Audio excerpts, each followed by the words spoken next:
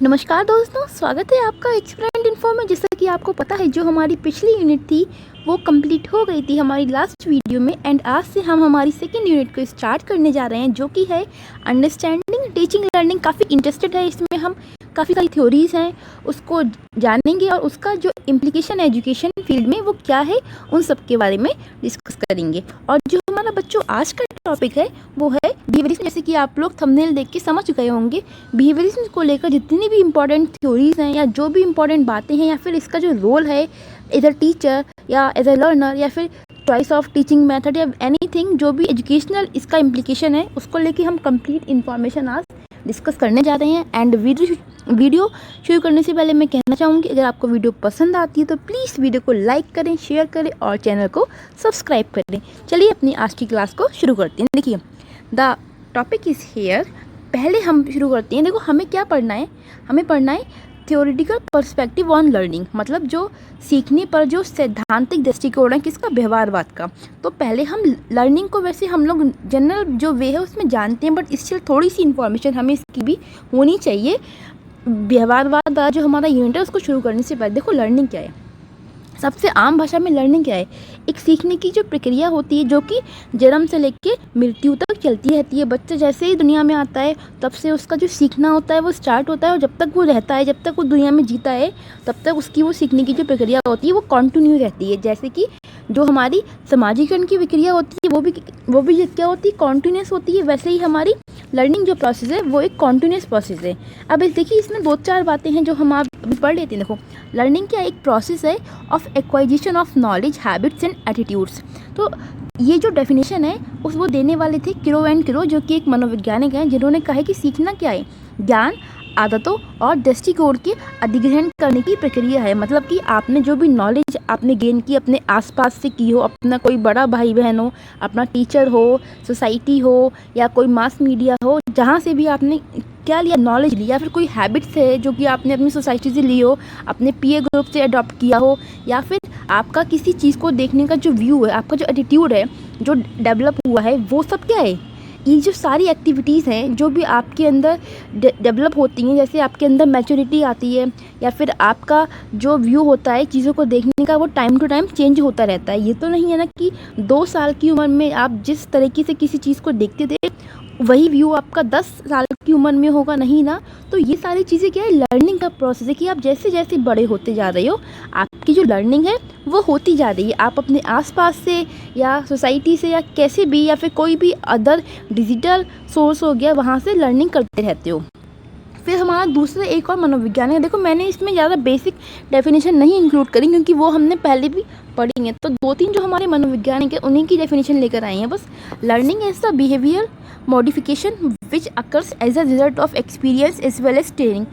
तो जो गेल साहब हैं ये कहते हैं कि सीखना क्या है, सीखना व्यवहारिक संशोधन है जो अनुभव के साथ साथ प्रशिक्षण के फलस्वरूप होता है। मतलब कि सीखना क्या है, अब अगर 5 साल का बच्चा है वो किसी चीज़ पे कोई गलती करता है तो आपने क्या किया, उसको डांटा या फिर उसको समझाया प्यार से, तो वही जब भी वो बच्चा दोबारा वो वाली गलती करने को होगा तो उसके माइंड में वो सारी बातें रिपीट होंगी, रिमेंबर होंगी उसके लिए, जो उसने एक्सपीरियंस गेन किया था अपनी गलती से, कि जब मैंने ऐसा काम किया था तो मेरे मम्मी पापा ने मुझे डांट लगाई थी, इसलिए मुझे दोबारा वो चीज़ नहीं करनी है।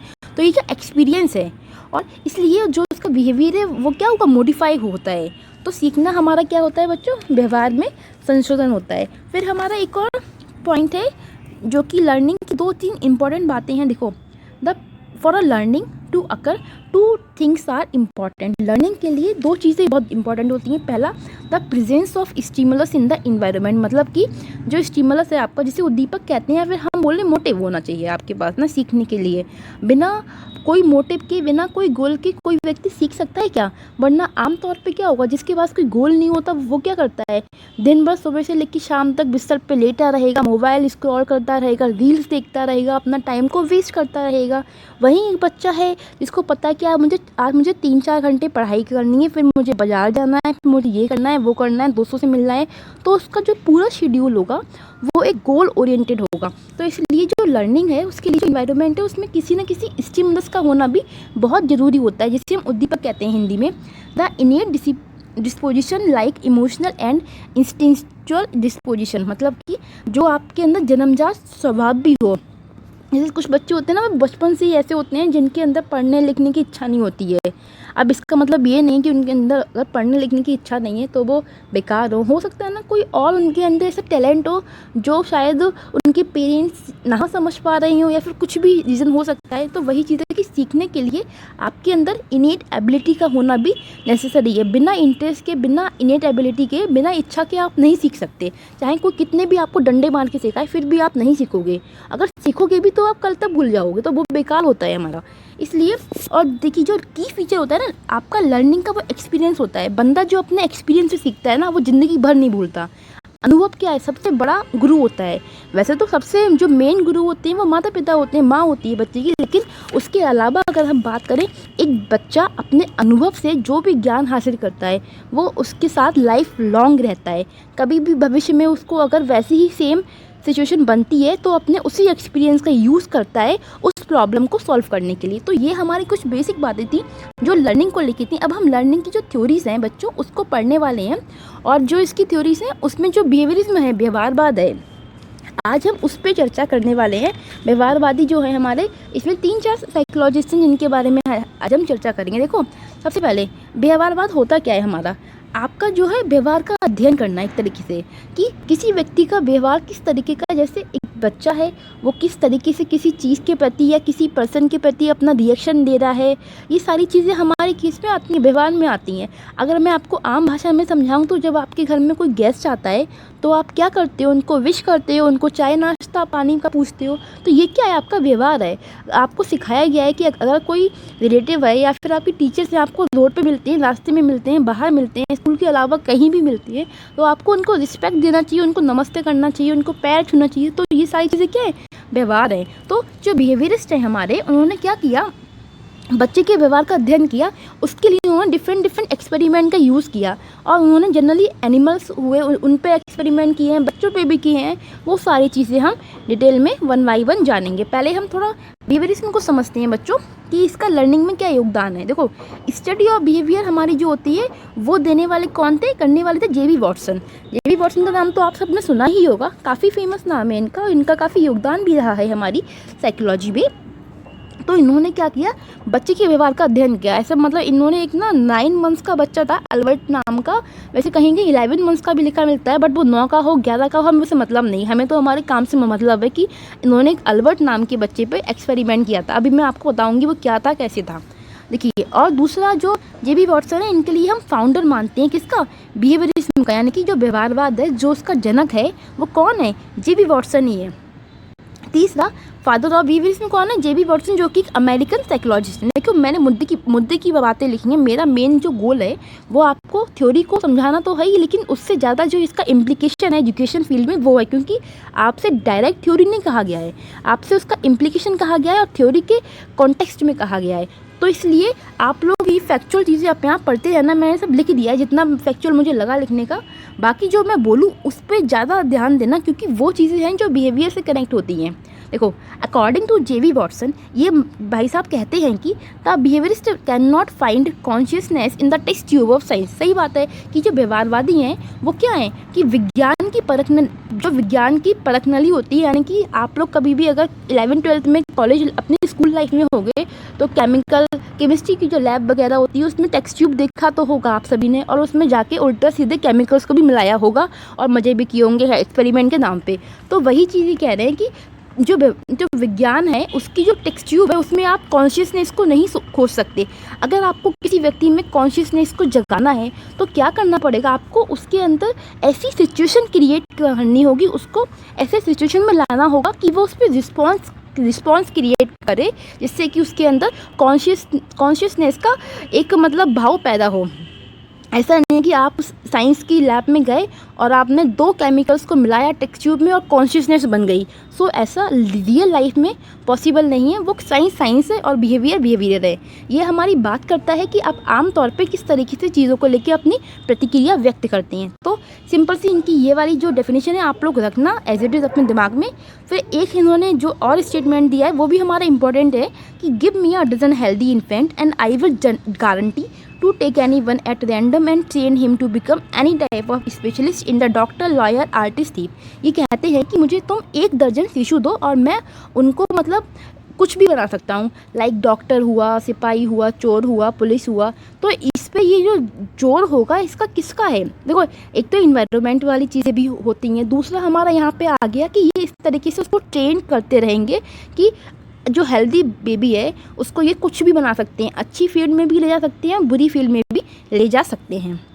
फिर ये कहते हैं कि जॉन वॉटसन ने क्या किया, इंट्रोड्यूस किया किसको, कॉज एंड इफेक्ट रिलेशनशिप, मतलब कारण और प्रभाव की जो संबंध है उसको इंट्रोड्यूस किया। कब? जब हम किसी भी स्टिमुलस को इंट्रोड्यूस करते हैं। मतलब कि जैसे कि एक बच्चा है, बच्चे का पहले एक मिनट रुकिए आप, जैसे कि अगर एक ऑब्जेक्ट है, ठीक है, तो उस ऑब्जेक्ट से एक बच्चे को डर लगता है तो क्या होगा, वो ऑब्जेक्ट क्या हो गया, जैसे ही हम बच्चे के सामने वो ऑब्जेक्ट लेके आते हैं तो बच्चा क्या होगा, भयभीत होता है, उस चीज़ को देख के फियर फील करता है। तो ये उसके अंदर क्या हुआ, ये इफ़ेक्ट हुआ किसका, वो जो आपने ऑब्जेक्ट लाए जिसको देख के बच्चे को डर लगता है, तो वो क्या हुआ, जो ऑब्जेक्ट है आपका वो स्टिमुलस होगा यहाँ पे, और जो कारण था वो क्या था, ऑब्जेक्ट को लाना, और इफ़ेक्ट क्या रहा कि बच्चे को उससे डर लगा। तो यहाँ पे उन्होंने जो ये टर्म मतलब इंट्रोड्यूस करी है, कौन सी, कॉज एंड इफेक्ट रिलेशनशिप, की कारण और जो प्रभाव का संबंध है वो कब होता है, जब हम किसी भी स्टिमुलस यानी कि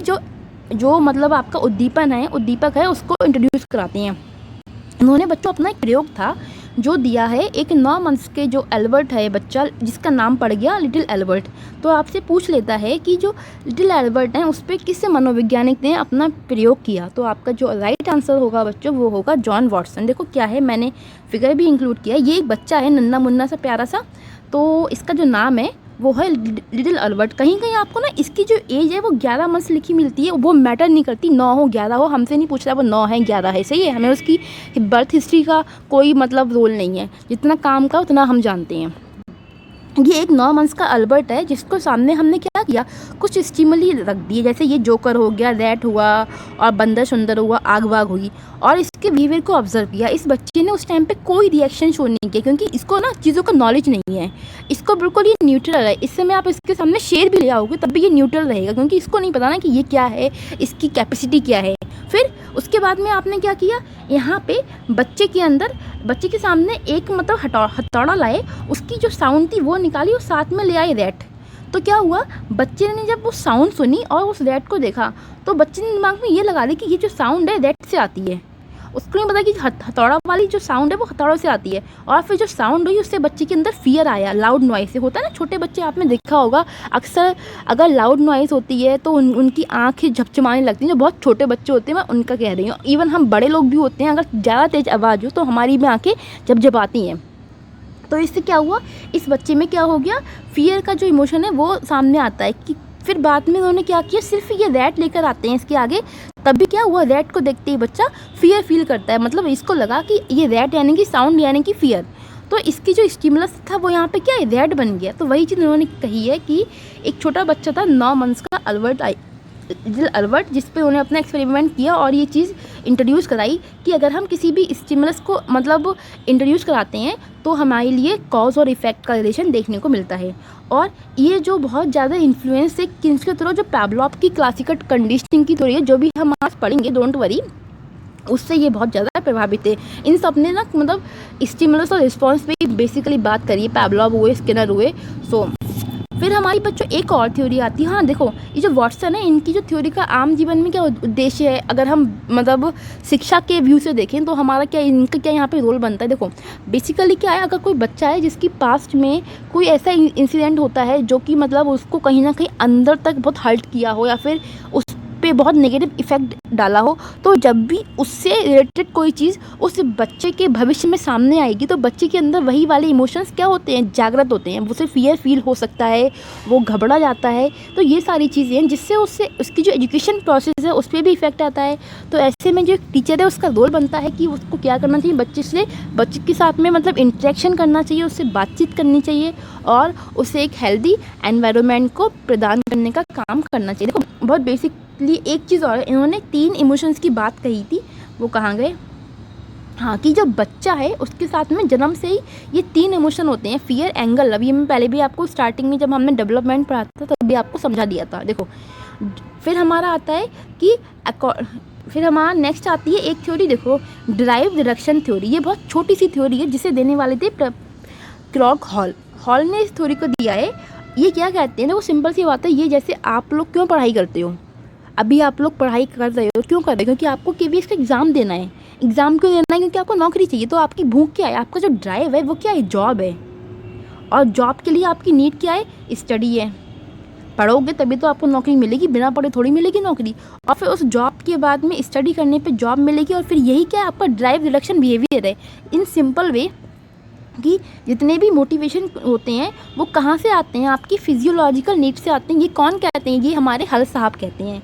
ये कहते हैं जितनी भी आपकी शारीरिक ज़रूरत होती हैं वो आपकी, मतलब जितनी भी आपकी वो मोटिवेशन होती हैं वो आपकी नीड्स पे डिपेंड होती हैं। सही बात है, अगर किसी बंदे को भूख लगी है तभी तो वो जाके खाना बनाएगा। बिना भूख के कौन जाता है खाना बनाने? आप ही लोग को अगर भूख लगती है तभी तो आप लोग घुसते हो किचन में, अदरवाइज़ कौन घुसता है किचन में?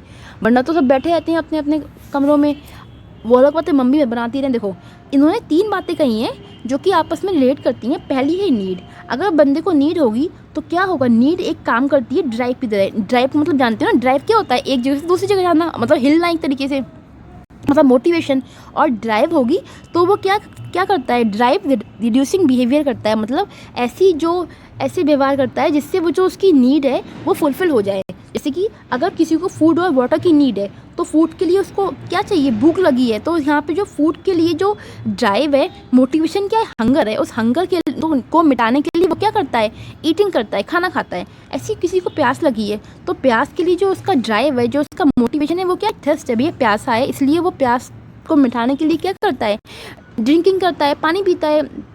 तो यहाँ पे ये 3 चीज़ें हैं, नीड, ड्राइव, रिड्यूसिंग। ये तीनों आपस में इंटरेक्ट करती हैं। एक बार इनको फिर से ज़रा देखते हैं हम, 1 मिनट। देखो नीड है। अगर आपको नीड होती है तभी आप अपने हाथ पैर फेंकते हो। अगर नीड नहीं होगी ना तो आप अपने हाथ पैर नहीं फेंकोगे। अगर आप हाथ पैर इसलिए फेंकते हो जिससे कि वो जो आपकी नीड होती है फुलफ़िल हो जाए। इसलिए नीड, ड्राइव और ड्राइव रिडक्शन बिहेवियर, ये तीनों चीज़ें आपस में इंटरलेट करती हैं। जैसे अभी आपको जॉब की नीड है तो आप लोग पढ़ाई करते हो। पढ़ाई करने से क्या होगा? आपकी जॉब मिलेगी, फिर आपकी ज़िंदगी में ऐश होगा। तो ये वाली जो थ्योरी देने वाले क्लर्क हॉल थे, प्लीज़ इसको नीड, ड्राइव रिडक्शन बिहेवियर, इन चीज़ों को इंग्लिश में ही रखना, कोई बड़ी बात नहीं है इसलिए। फिर हमारी बच्चों और एक थ्योरी आती है पैवलोव की वैसे तो पढ़ी सबने होगी, बट हम इसको शॉर्ट फॉर्म में ही देखेंगे। बाकी जो एजुकेशन इम्प्लीमेंटेशन है इसका, उस पर ज़्यादा हम फोकस करने वाले हैं। देखिए, अब हम अपने दूसरे मनोवैज्ञानिक के बारे में पढ़ेंगे जिनका नाम है पैवलोव कंडीशनल रिस्पॉन्स थ्योरी, जिसको हिंदी में पैवलोव का संबंध प्रत्यावर्तन का सिद्धांत कहते हैं। बाकी जो दूसरा नाम है एसेस लर्निंग भी कहते हैं। क्यों कहते हैं अभी बताऊंगी, क्योंकि इसमें 2 स्टिमुलस होते हैं वो प्रेजेंट होते हैं। फिर क्लासिकल कंडीशनिंग थ्योरी भी कहा जाता है, जिसको हिंदी में शास्त्रीय अनुबंधन सिद्धांत कहते हैं। और ये सब आप यहाँ पढ़ते रहना।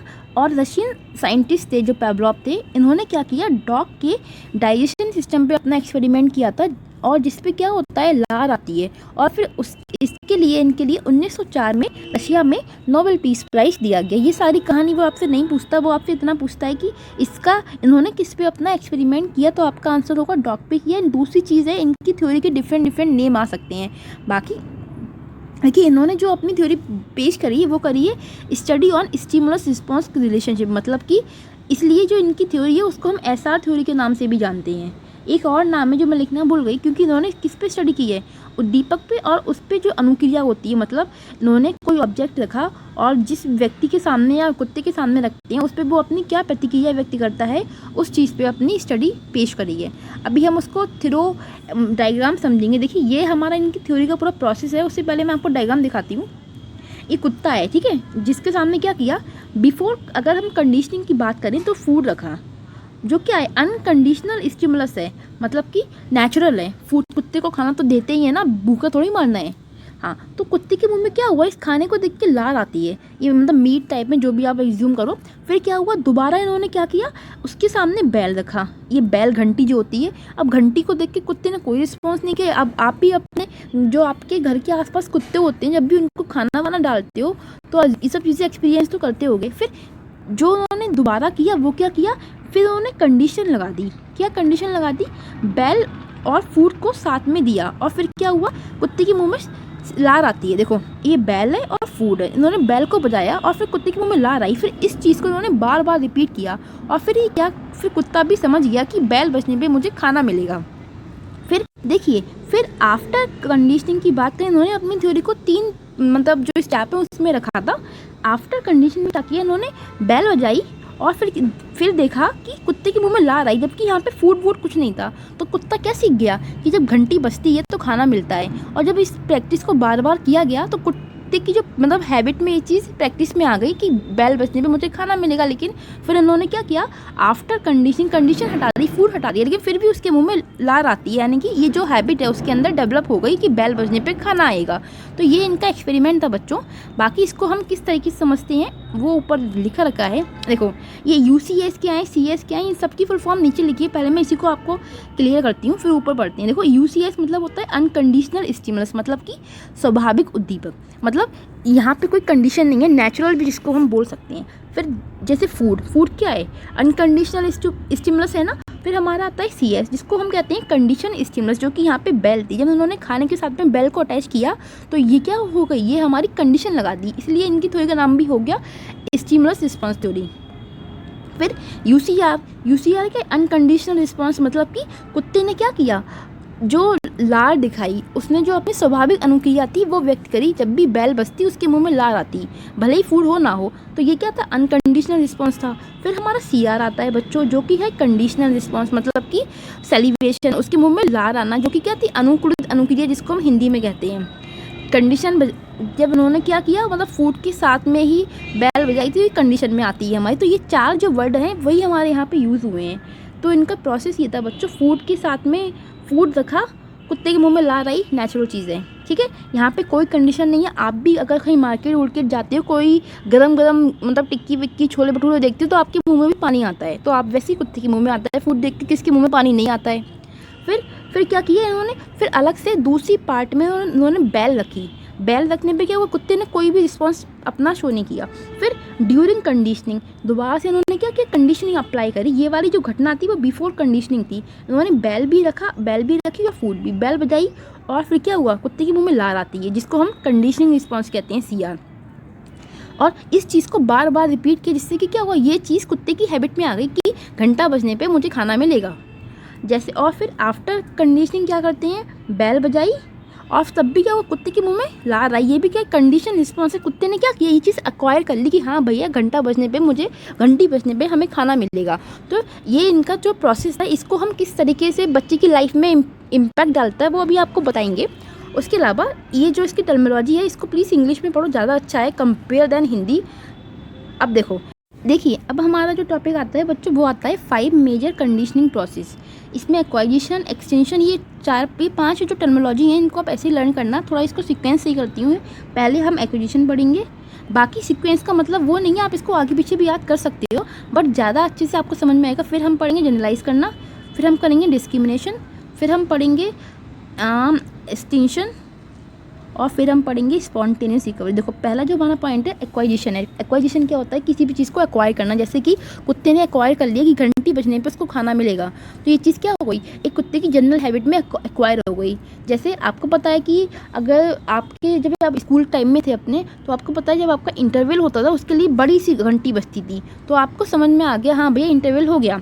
वैसे ही दूसरा आता है हमारा जनरलाइज करना, कि कुत्ते ने क्या किया, जितनी बार भी बैल बजती या फिर आस पास पड़ोस से जितनी भी बैल बजती है उसको लगता है खाना मिल रहा है उसके लिए, जो कि जनरलाइज कर रहा है, वो सबको सामान्य कर रहा है, जो कि उसको नहीं करना चाहिए।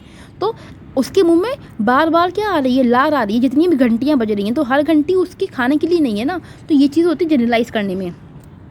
जैसे जो बच्चे मतलब सब हर चीज़ को कॉमन तरीके से देखते हैं ना, तो उसमें जैसे कुछ बच्चे होते हैं जिनको कुछ प्रॉब्लम्स होती हैं, जैसे एबिलिटीज़ होती हैं, तो उनको क्या लगता है, उनको जा और चा में डिफरेंस नहीं कर मिलता, उनको उसको क्या करते हैं, सामान्य करते हैं, जनरलाइज करते हैं।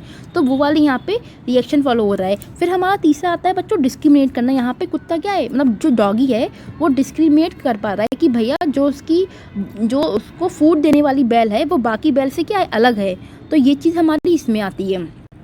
इसके अलावा जैसे कि अगर आप अपने स्कूल में जब थे तो आपको पता है कि जो आपकी इंटरवल की बेल होती थी वो थोड़ी लंबी, थोड़ी लाउड, थोड़ी ज़्यादा उसमें टन टन टन हुआ करता था, बजाय जो आपकी पीरियड बेल होती थी आधे पौन घंटे में जो आपके पीरियड्स चेंज होते थे, टीचर्स आपकी क्लास में नई नई आती थी, उस टाइम पे जो बेल बजती थी वो कम शॉर्ट पीरियड की होती थी। लेकिन जब आपका इंटरवल हो रहा है, छुट्टी हो रही है, उस समय जो आपकी बेल बज रही है स्कूल में वो थोड़ी लॉन्ग ड्यूरेशन की होती है। तो ये चीज़ क्या किया आपने, डिस्क्रिमिनेट कर लिया, हाँ भैया अगर ये वाली बेल बजती छुट्टी होती है, ये वाली बेल बजती तो हमें लंच करना है। तो ये चीज़ हमारी बच्चों डिस्क्रिमिनेशन में आती है। चौथा हमारा आता है एक्सटेंशन, मतलब कि उस हैबिट का ब्लोप होना। जैसे कि कुत्ते के सामने जो इन्होंने आफ्टर मी बीफ, जो इनकी थर्ड स्टेप था ना, जिसमें उन्होंने क्या किया कि बेल बजाई और लेकिन कुत्ते के मुंह में फिर भी लार आई और लेकिन फूड नहीं था, क्योंकि कुत्ते की इतनी प्रैक्टिस हो गई थी कि हाँ भैया बेल बजने पे खाना मिलता है, क्योंकि उन्होंने कंडीशनिंग अप्लाई की थी बीच में। लेकिन अब तो खाना नहीं था। तो यही जब रिएक्शन बार बार होता रहेगा तो क्या होगा, कुत्ता समझ जाएगा कि ये हमको बेवकूफ़ बना रहे हैं, फिर उसके मुंह में क्या होगा, लार आना बंद हो जाएगी। तो उसकी जो ये हैबिट है लार आने की वो क्या होती है, ब्लोप हो जाती है। इसी को हम कहते हैं, जैसे होता है ना कि आप कोई बार बार बेवकूफ़ बनाए तो आप एक बार समझ जाते हो कि हाँ ये आदमी मुझे बेवकूफ़ बना रहा है। तो आप हर बार तो बेवकूफ़ नहीं बनने वाले ना, एक बार बन गए, दो बार बन गए, अगर आप हर बार बेवकूफ़ बने तो आपकी गलती है इसमें। तो कुछ इस तरीके से है। फिर पांचवा हमारा आता है कि स्पॉन्टेनियस रिकवरी होना, मतलब कि कभी भी अचानक से आपके लिए क्या हो, वो वाली जो मतलब जो आपने प्रैक्टिस की है, जो आपकी मेमोरी है, वो आपके माइंड में रिमाइंड हो जाए। जैसे कुत्ते को इतना इन्होंने प्रैक्टिस कराया था कि घंटी बजने पर फूड मिलता है, भले ही उसके बाद में जो इन्होंने किया कि घंटी बजाई और कुत्ते को उसके साथ में मज़ा लिया कि कुछ फूड वूड नहीं दिया, तो उसकी हैबिट से ब्लोप हो गया। लेकिन फिर कभी क्या हुआ, इन्होंने घंटी बजाई और फूड रखा तो कुत्ते की हैबिट में फिर से वो चीज़ क्या हो गया, वो स्टिमुलस आ गया, वो समझ गया कि सामने फूड है, उसके मुंह में लार आ गई। तो कभी भी कोई भी मतलब आपकी जो पास्ट का जो हैबिट है, कोई रिएक्शन है, उसको क्या हो सकता है प्रेजेंट में रिफ्लेक्शन होगा, तो आप उस चीज़ को मतलब टैकल कर सकते हो। बहुत सारी चीज़ें होती हैं, आपको कोई पास्ट का कोई बुरा इंसिडेंट हो या फिर कोई भी चीज़ हो, तो उससे जुड़ी अगर कोई बात आती है प्रेजेंट में, तो क्या होता है आप उस चीज़ को मतलब समझ जाते हो कि हाँ भैया ऐसा हुआ था, मैं भी इसमें शामिल था या नहीं था, जो भी चीज़ें हैं।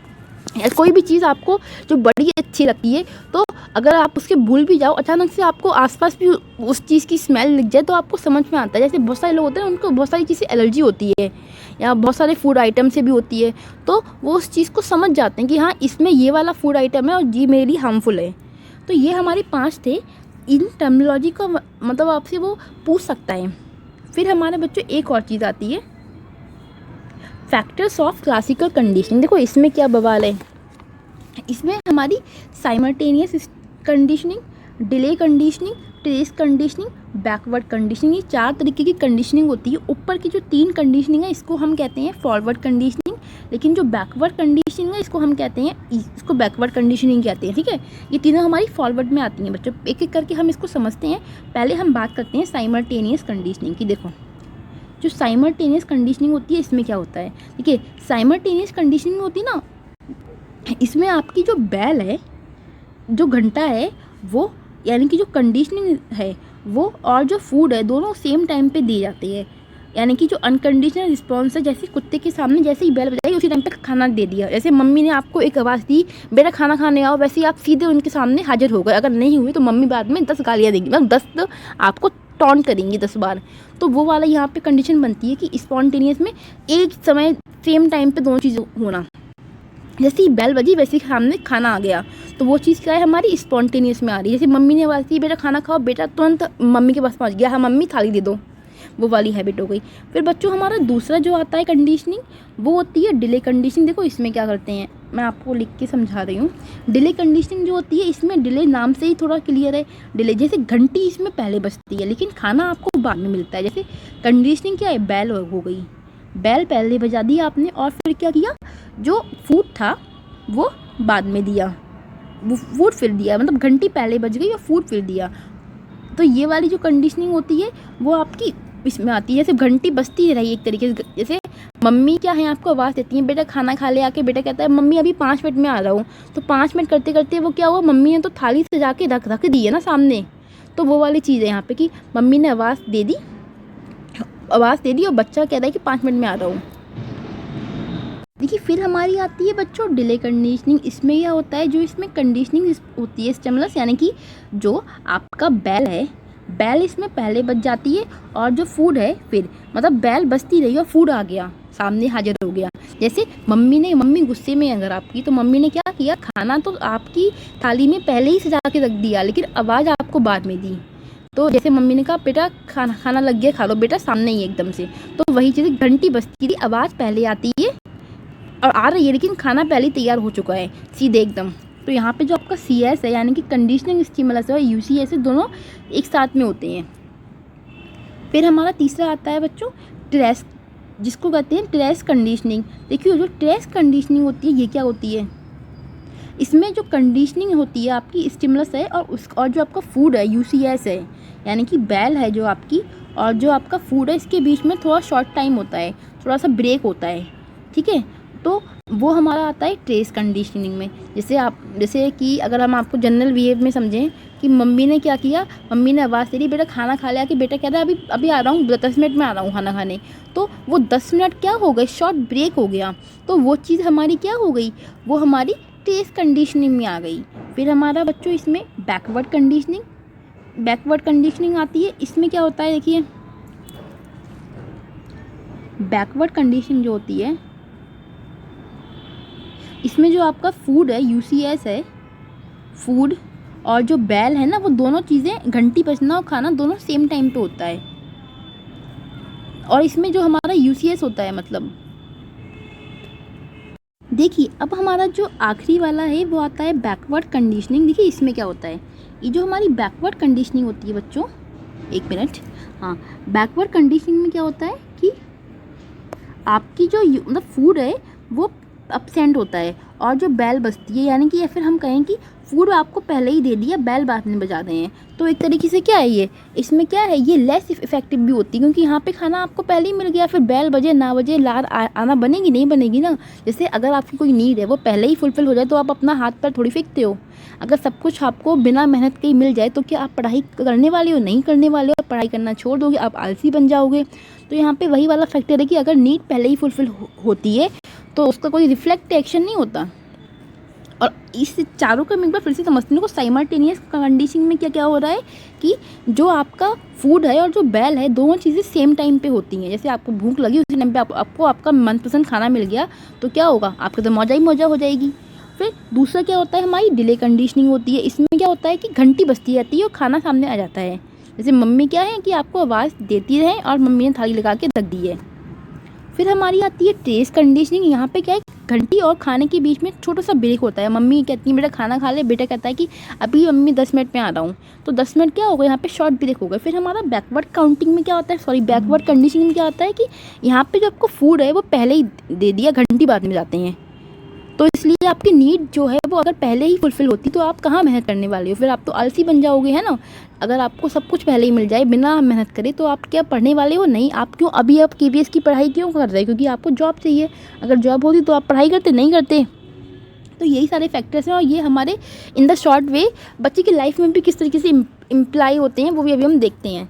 देखिए एक और हमारा टॉपिक बचता है बच्चों, इसका छोटा सा ये, फिर हमारी ऑपरेंट कंडीशनिंग थ्योरी स्टार्ट होगी।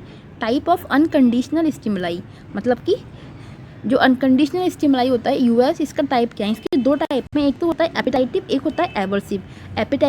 एपेटाइटिव क्या होते हैं, जिससे कि आपकी भूख बढ़ती है, मतलब unconditional stimuli automatically elicit approach response such as eating, drinking, caring etcetera. This response give satisfaction and pleasure. मतलब कि ये क्या है, अगर कोई चीज़ आपको, मतलब आप भूखे हो, ठीक है, और आपको आपका फेवरेट फूड मिल जाए तो क्या होता है, आपको बड़ी हैप्पीनेस फील होती है ना, एकदम से पेट भर गया, अच्छे से खुशी फील होती है। वही वाली चीज़ें कि स्वाभाविक जो उद्दीपक होता है वो स्वचालित रूप से खाने पीने सहलाने जैसे आदि जैसी प्रतिक्रियाएं देता है।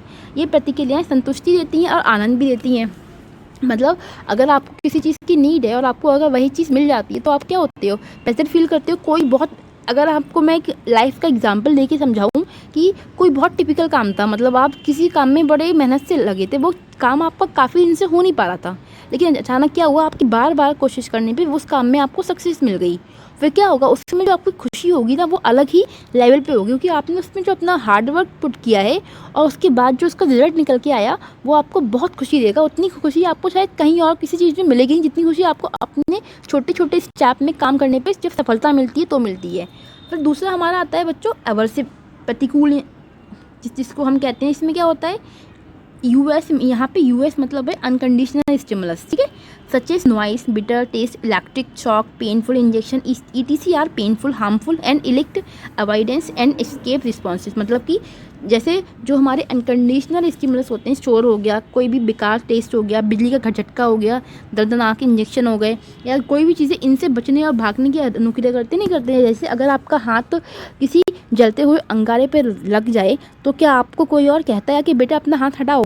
आप क्या करते हो, खुद से ही वो आपकी जो सेंस ऑर्गन आपको इंडिकेट करते हैं कि अपना हाथ हटाओ, और विद इन सेकेंड ये प्रोसेस होता है। तो यहाँ पे आपको खुद से सोचना नहीं पड़ रहा, यहाँ पे क्या आप ऑटोमेटिकली रिएक्ट करते हो, और ये क्या है आपकी लाइफ में कहीं ना कहीं एक बैड एक्सपीरियंस को क्रिएट करते हैं, जो कि आपको फ्यूचर में क्या होता है, फ़ायदा देते हैं।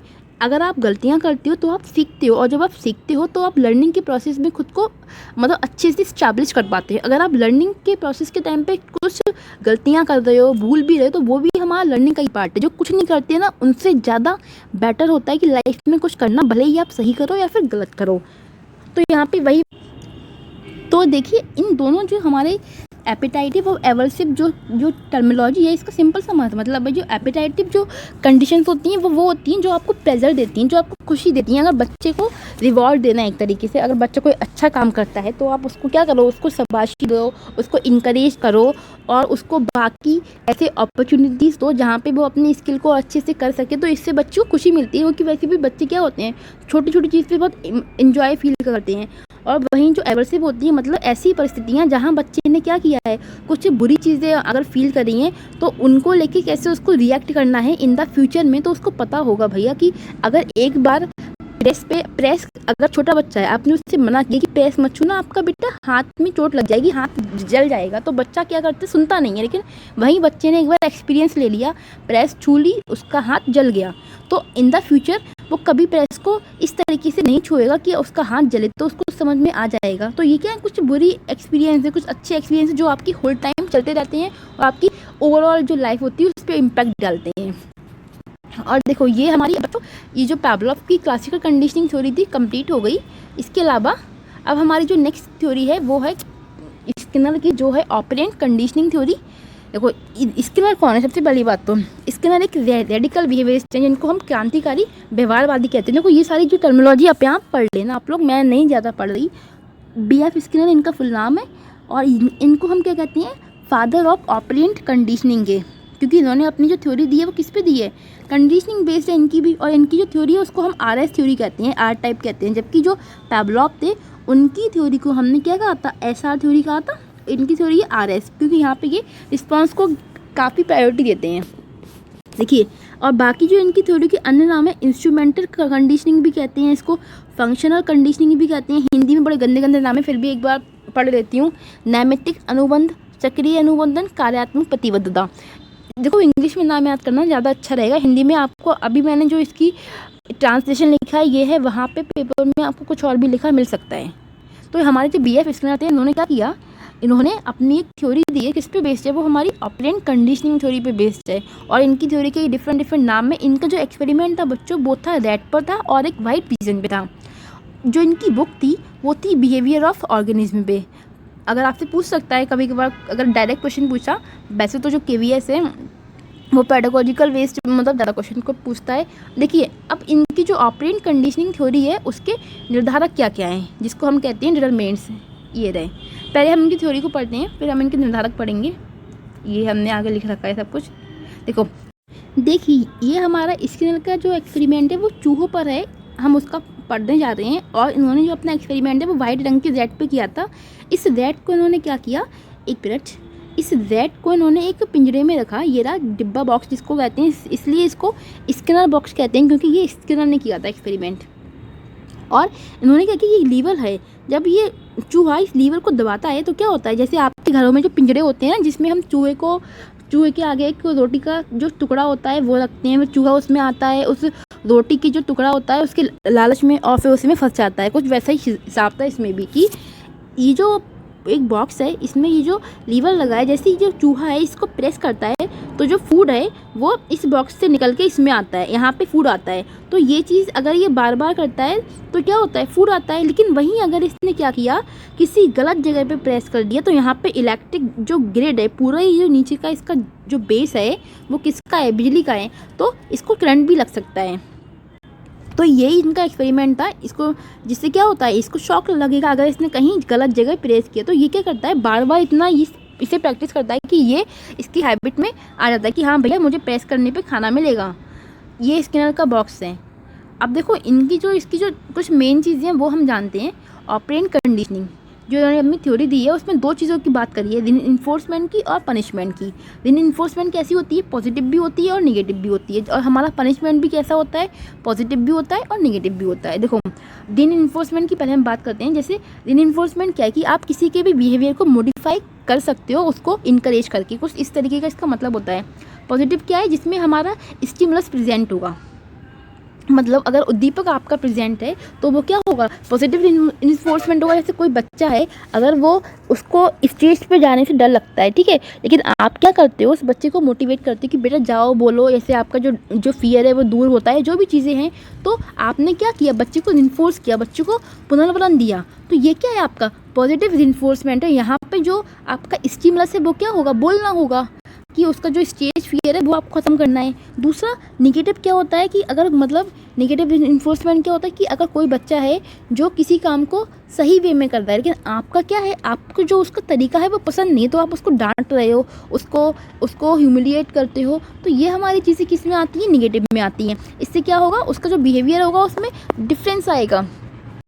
तो यहाँ पे जो आपका स्टिमुलस है वो मतलब अब्सेंट होता है, और इन दोनों ही जो चीज़ें होती हैं उससे बच्चे का जो बिहेव है उसमें डिफरेंट चीज़ें आपको सामने नज़र आती हैं। ऐसी हमारी पनिशमेंट होती है। पनिशमेंट क्या करती है, पनिशमेंट भी पॉजिटिव भी होती है और नेगेटिव भी होती है। देखो पॉजिटिव पनिशमेंट क्या होती है, कोई बच्चा गलती करता है तो आपने उसको प्यार से समझा दिया कि बेटा ऐसे नहीं करते, नहीं तो ऐसा होता है। उसके जो कॉन्सिक्वेंसेस थे वो भी आपने उसको बता दिए, तो वो बच्चा आगे वो गलती नहीं करेगा। वही नेगेटिव क्या होता है, बच्चा गलती करता है, आप उसको बैड वे में बोलते हो, उसको और डांटते हो, उसको मारते हो, तो उससे क्या होगा, उसका जो बिहेवियर होगा वो और बुरा बनेगा अच्छा बनने की जगह। वहीं अगर आप उसको पॉजिटिवली बोलोगे तो उसका जो बिहेव होगा वो क्या होगा, बेटर होगा। तो पनिशमेंट में क्या होता है, आपका स्टिमुलस पॉजिटिव वाले में स्टिमुलस प्रेजेंट होता है, नेगेटिव में आपका स्टिमुलस नहीं होता। आपको बस अपने मन की भसड़ निकालनी है, भड़ास निकालनी है इसके ऊपर। रीइंफोर्समेंट से हम क्या करते हैं, किसी की भी बिहेवियर को मॉडिफाई कर सकते हैं, पॉजिटिव वे में भी, और नेगेटिव अगर हम देते हैं तो उसके भी अपने अलग इम्पैक्ट होते हैं। देखिए जो मॉडिफिकेशन है बिहेवियर का वो किसके थ्रू होता है, रीइंफोर्समेंट एंड पनिशमेंट। पुनर्बलन और दंड के माध्यम से हम व्यवहार में संशोधन कर सकते हैं। कोई बच्चा बड़ा मतलब बहुत तो शैतान है, ठीक है, तो और किसी की बात नहीं सुनता, तो आप उससे कहो कि मैं तुम्हें डेली एक टॉफ़ी दूंगा, लेकिन तुम्हें 1 घंटे पढ़ाई करनी है। तो छोटे बच्चे होते हैं वो जल्दी मान भी जाते हैं, क्योंकि उनके लिए छोटी छोटी जो चीज़ें होती हैं ना उसकी असीम खुशी होती है। तो वो बच्चा क्या होगा, डेली 1 घंटे पढ़ना स्टार्ट करेगा कि उसको ये लगेगा कि मुझे एक ट्रॉफ़ी मिलेगी इसलिए मैं पढ़ रहा हूँ। तो जब वो ऐसी ही प्रोसेस को बार बार डेली करता रहेगा तो कहीं ना कहीं उसके अंदर ऑटोमेटिकली क्या होगा, इंटरेस्ट डेवलप हो जाएगा कि हाँ भी पढ़ना अच्छी बात होती है, पढ़ने के 1000 फ़ायदे होते हैं, ये सब चीज़ें। तो वो फिर पढ़ना उसकी हैबिट में आ गया और जिससे उसका बिहेवियर क्या वो मॉडिफाई हो गया। तो वही चीज़ें कि आप रीइंफोर्समेंट के थ्रू क्या करते हो, किसी के बिहेवियर को मॉडिफाई कर सकते हो, और अगर पनिशमेंट देते हो उससे भी कर सकते हो। पनिशमेंट अगर आपका पॉजिटिव होगा तब, नेगेटिव होगा तो बच्चा और ज़्यादा आक्रामक बन सकता है। फिर हमारा एक इन्होंने और अपनी जो टर्मिनोलॉजी है वो दी है, वो है प्रोग्राम लर्निंग, यानी कि अभिक्रमित अनुदेशन, जिसको हम कहते हैं self learning system in which the subject matter is broken up into small bits and presented in logical sequence. मतलब वही कि आपने अंश से पूर्ण की ओर लेके जाते हो। यहाँ पे आप क्या करते हो कि एक ऐसी एजुकेशन सिस्टम है ये जहाँ पे आप बच्चे को छोटे छोटे स्टेप में शिक्षा दे रहे हो। अब ये तो नहीं है ना कि आपको बच्चे को अगर नाउन पढ़ाना है तो आप सीधे जाके नाउन की डेफिनेशन लिख दी ब्लैक बोर्ड पे और आपने शुरू किया noun is the name of a person place और थिंग। तो इस टाइप से बच्चे नहीं सीख पाएंगे। आपको उनको स्टेप बाइज उनके बिहेवियर में चीज़ों को ला के सिखाना होता है, तभी बच्चा अच्छे से सीखता है। चाहे आप उसको स्टोरी टेलिंग से सिखाओ या फिर किसी चीज़ का रोल प्ले करके सिखाओ, या जो भी मेथड होते हैं अप्लाई कर सकते हो बच्चे को सिखाने के लिए अच्छे वे में। और उसको छोटे छोटे तरीके से सिखाओ। जैसे अब आप ही जो खाना वाना खाते हो, और ऐसा थोड़ी नहीं कि आपने अगर दिन भर खाना नहीं खाया तो रात में आप दिन भर का जो खाना है एक बार में ठूंस के खा सकते हो, नहीं खा सकते हो ना। वैसे बच्चे भी अपने दिमाग में सारी इन्फॉर्मेशन को एक साथ कलेक्ट नहीं कर सकते। उनको छोटे छोटे पार्ट्स में अगर इन्फॉर्मेशन दी जाए तो वो अच्छे से डिलीवर भी होती है और वो अच्छे से समझ भी पाते हैं, क्योंकि बच्चे मतलब अभी उनका माइंड छोटा होता है ना, इसलिए। तो इसमें क्या क्या आता है, हमारा इजी टू हार्ड होता है, मतलब हम सरल से जो कठिन होता है उसकी ओर बढ़ते हैं। दूसरा हमारा आता है इंडक्टिव से लेके डिडक्टिव मेथड, मतलब कि जो आगमन से निगमन विधि। आगमन से निगमन क्या होता है बच्चों हमारा, जिसमें हम पहले एग्जाम्पल देते हैं फिर रूल पे जाते हैं, वो हमारी होती है इंडक्टिव मेथड। और जिसमें हम रूल से एग्जाम्पल पे आते हैं वो हमारी होती है डिडक्टिव मेथड। इंडक्टिव जो मेथड होता है बच्चों हमारा वो 1st to 5th तक यूज होता है, और जो डिडक्टिव होता है वो हमारा 6 to 8, बाकी जो बड़े क्लासेस होते हैं उसमें लेक्चर मेथड का ही यूज़ होता है। फिर उन्होंने एक और टर्मिनोलॉजी की बात करी जिसको हम कहते हैं टोकन इकोनॉमी। अब ये कौन सा बवाल है, देखो इसमें कुछ नहीं है कि when the enforcement is used while a child read और understand it is called token economy. मतलब कि बच्चे को पढ़ाते हुए या समझाते हुए जब आप क्या करते हो, पुनर्वलन का उपयोग करते हो, तो उसी को उन्होंने टोकन इकोनॉमी दे दी। जैसे आपको भी तो अगर आप मार्केट जाते हो तो अच्छी कुछ ऐसी प्लेसेस होती हैं, रेस्टोरेंट वगैरह होते हैं जहाँ पे आपको टोकन मिलते हैं। टोकन दिखाओगे तो आपको वो फूड मिलेगा जिस फूड के लिए आपने पे किया है उस टोकन वाले को, टोकन वाले ओनर को, जो भी कस्टमर बैठा हुआ है वहाँ पे मैनेजर टोकन बांटने के लिए। तो वो क्या करता है, आप उसको पैसे देते हो कि भैया मुझे 1 प्लेट नूडल्स चाहिए, तो वो आपको क्या करता है, टोकन देता है और कहता है वहाँ जाओ वहाँ से मिलेंगे। तो हम क्या करते हैं, उस टोकन को लेके उस नूडल्स वाले अंकल के पास जाते हैं, फिर वो हमको नूडल्स देते हैं। तो वो टोकन क्या हो गया, एक तरीके से इन्फोर्समेंट हो गया। भले हमने तो पे किया है, तो इनका क्या है ना कि आप बच्चे को क्या करो कि किसी भी मतलब टोकन इकोनॉमी से सिखा सकते हो। उसमें आपका हिंट भी आ सकती है। इसके लिए जो वाइगॉस्की हैं उन्होंने जो अपनी टर्मिनोलॉजी यूज़ करी है उसको बोलते हैं स्कैफोल्डिंग भी मतलब कहा जाता है। ZPD हो गया, जोन ऑफ प्रॉक्सिमिस्टर वाला जो आपका था डेवलपमेंट एरिया, वो हम अलग से पढ़ेंगे, कंस्ट्रक्टिविज्म का पार्ट है वो, इसलिए हाँ। तो आप हिंट दे रहे हो, करेज दे रहे हो, जरूरी नहीं है यहाँ पे आपको टोकन इकोनॉमी का मतलब है कि आपको पैसा देना है, किसी भी फॉर्म में दे सकते हो। इमोशनल सपोर्ट भी हो सकता है आपका, हर चीज़ पैसा नहीं होती ना। कभी लाइफ में जो इमोशनल सपोर्ट होता है वो बहुत मैटर करता है ना। जैसे बच्चा है अगर क्लास में बहुत परेशान बैठा है, बिल्कुल गुमसुम, किसी से बात नहीं करता, तो आपका क्या फर्ज बनता है कि आप उसको इमोशनल सपोर्ट दो, आप उससे बात करना चाहो, उसके साथ में इंटरेक्शन करो, जानो भाई साहब इनकी दिक्कत क्या है। तो यही हमारी टोकन इकोनॉमी होती है कि जब भी आप बच्चों को पढ़ा रहे हो या फिर समझा रहे हो तो उस समय जो आप रीइंफोर्समेंट का यूज़ करते हो, यहाँ पे आपका गुड कहना, वेरी गुड कहना, एक्सीलेंट कहना, अच्छे वे में कहना। ऐसा नहीं बच्चे ने कोई आंसर दिया और टीचर ने बोल दिया गुड बैठ जाओ, तो ये क्या है, निगेटिव है, मतलब ये बड़ा पैसिव है। वहीं जो अच्छा टीचर है उसका रिस्पॉन्स बनता है कि वो जब कोई बच्चा आंसर दे तो उसको इस तरीके से token economy they, very good, excellent. तो मतलब एक जोश के साथ में टीचर को बोलना चाहिए कि बच्चे को भी सुन के अच्छा लगे।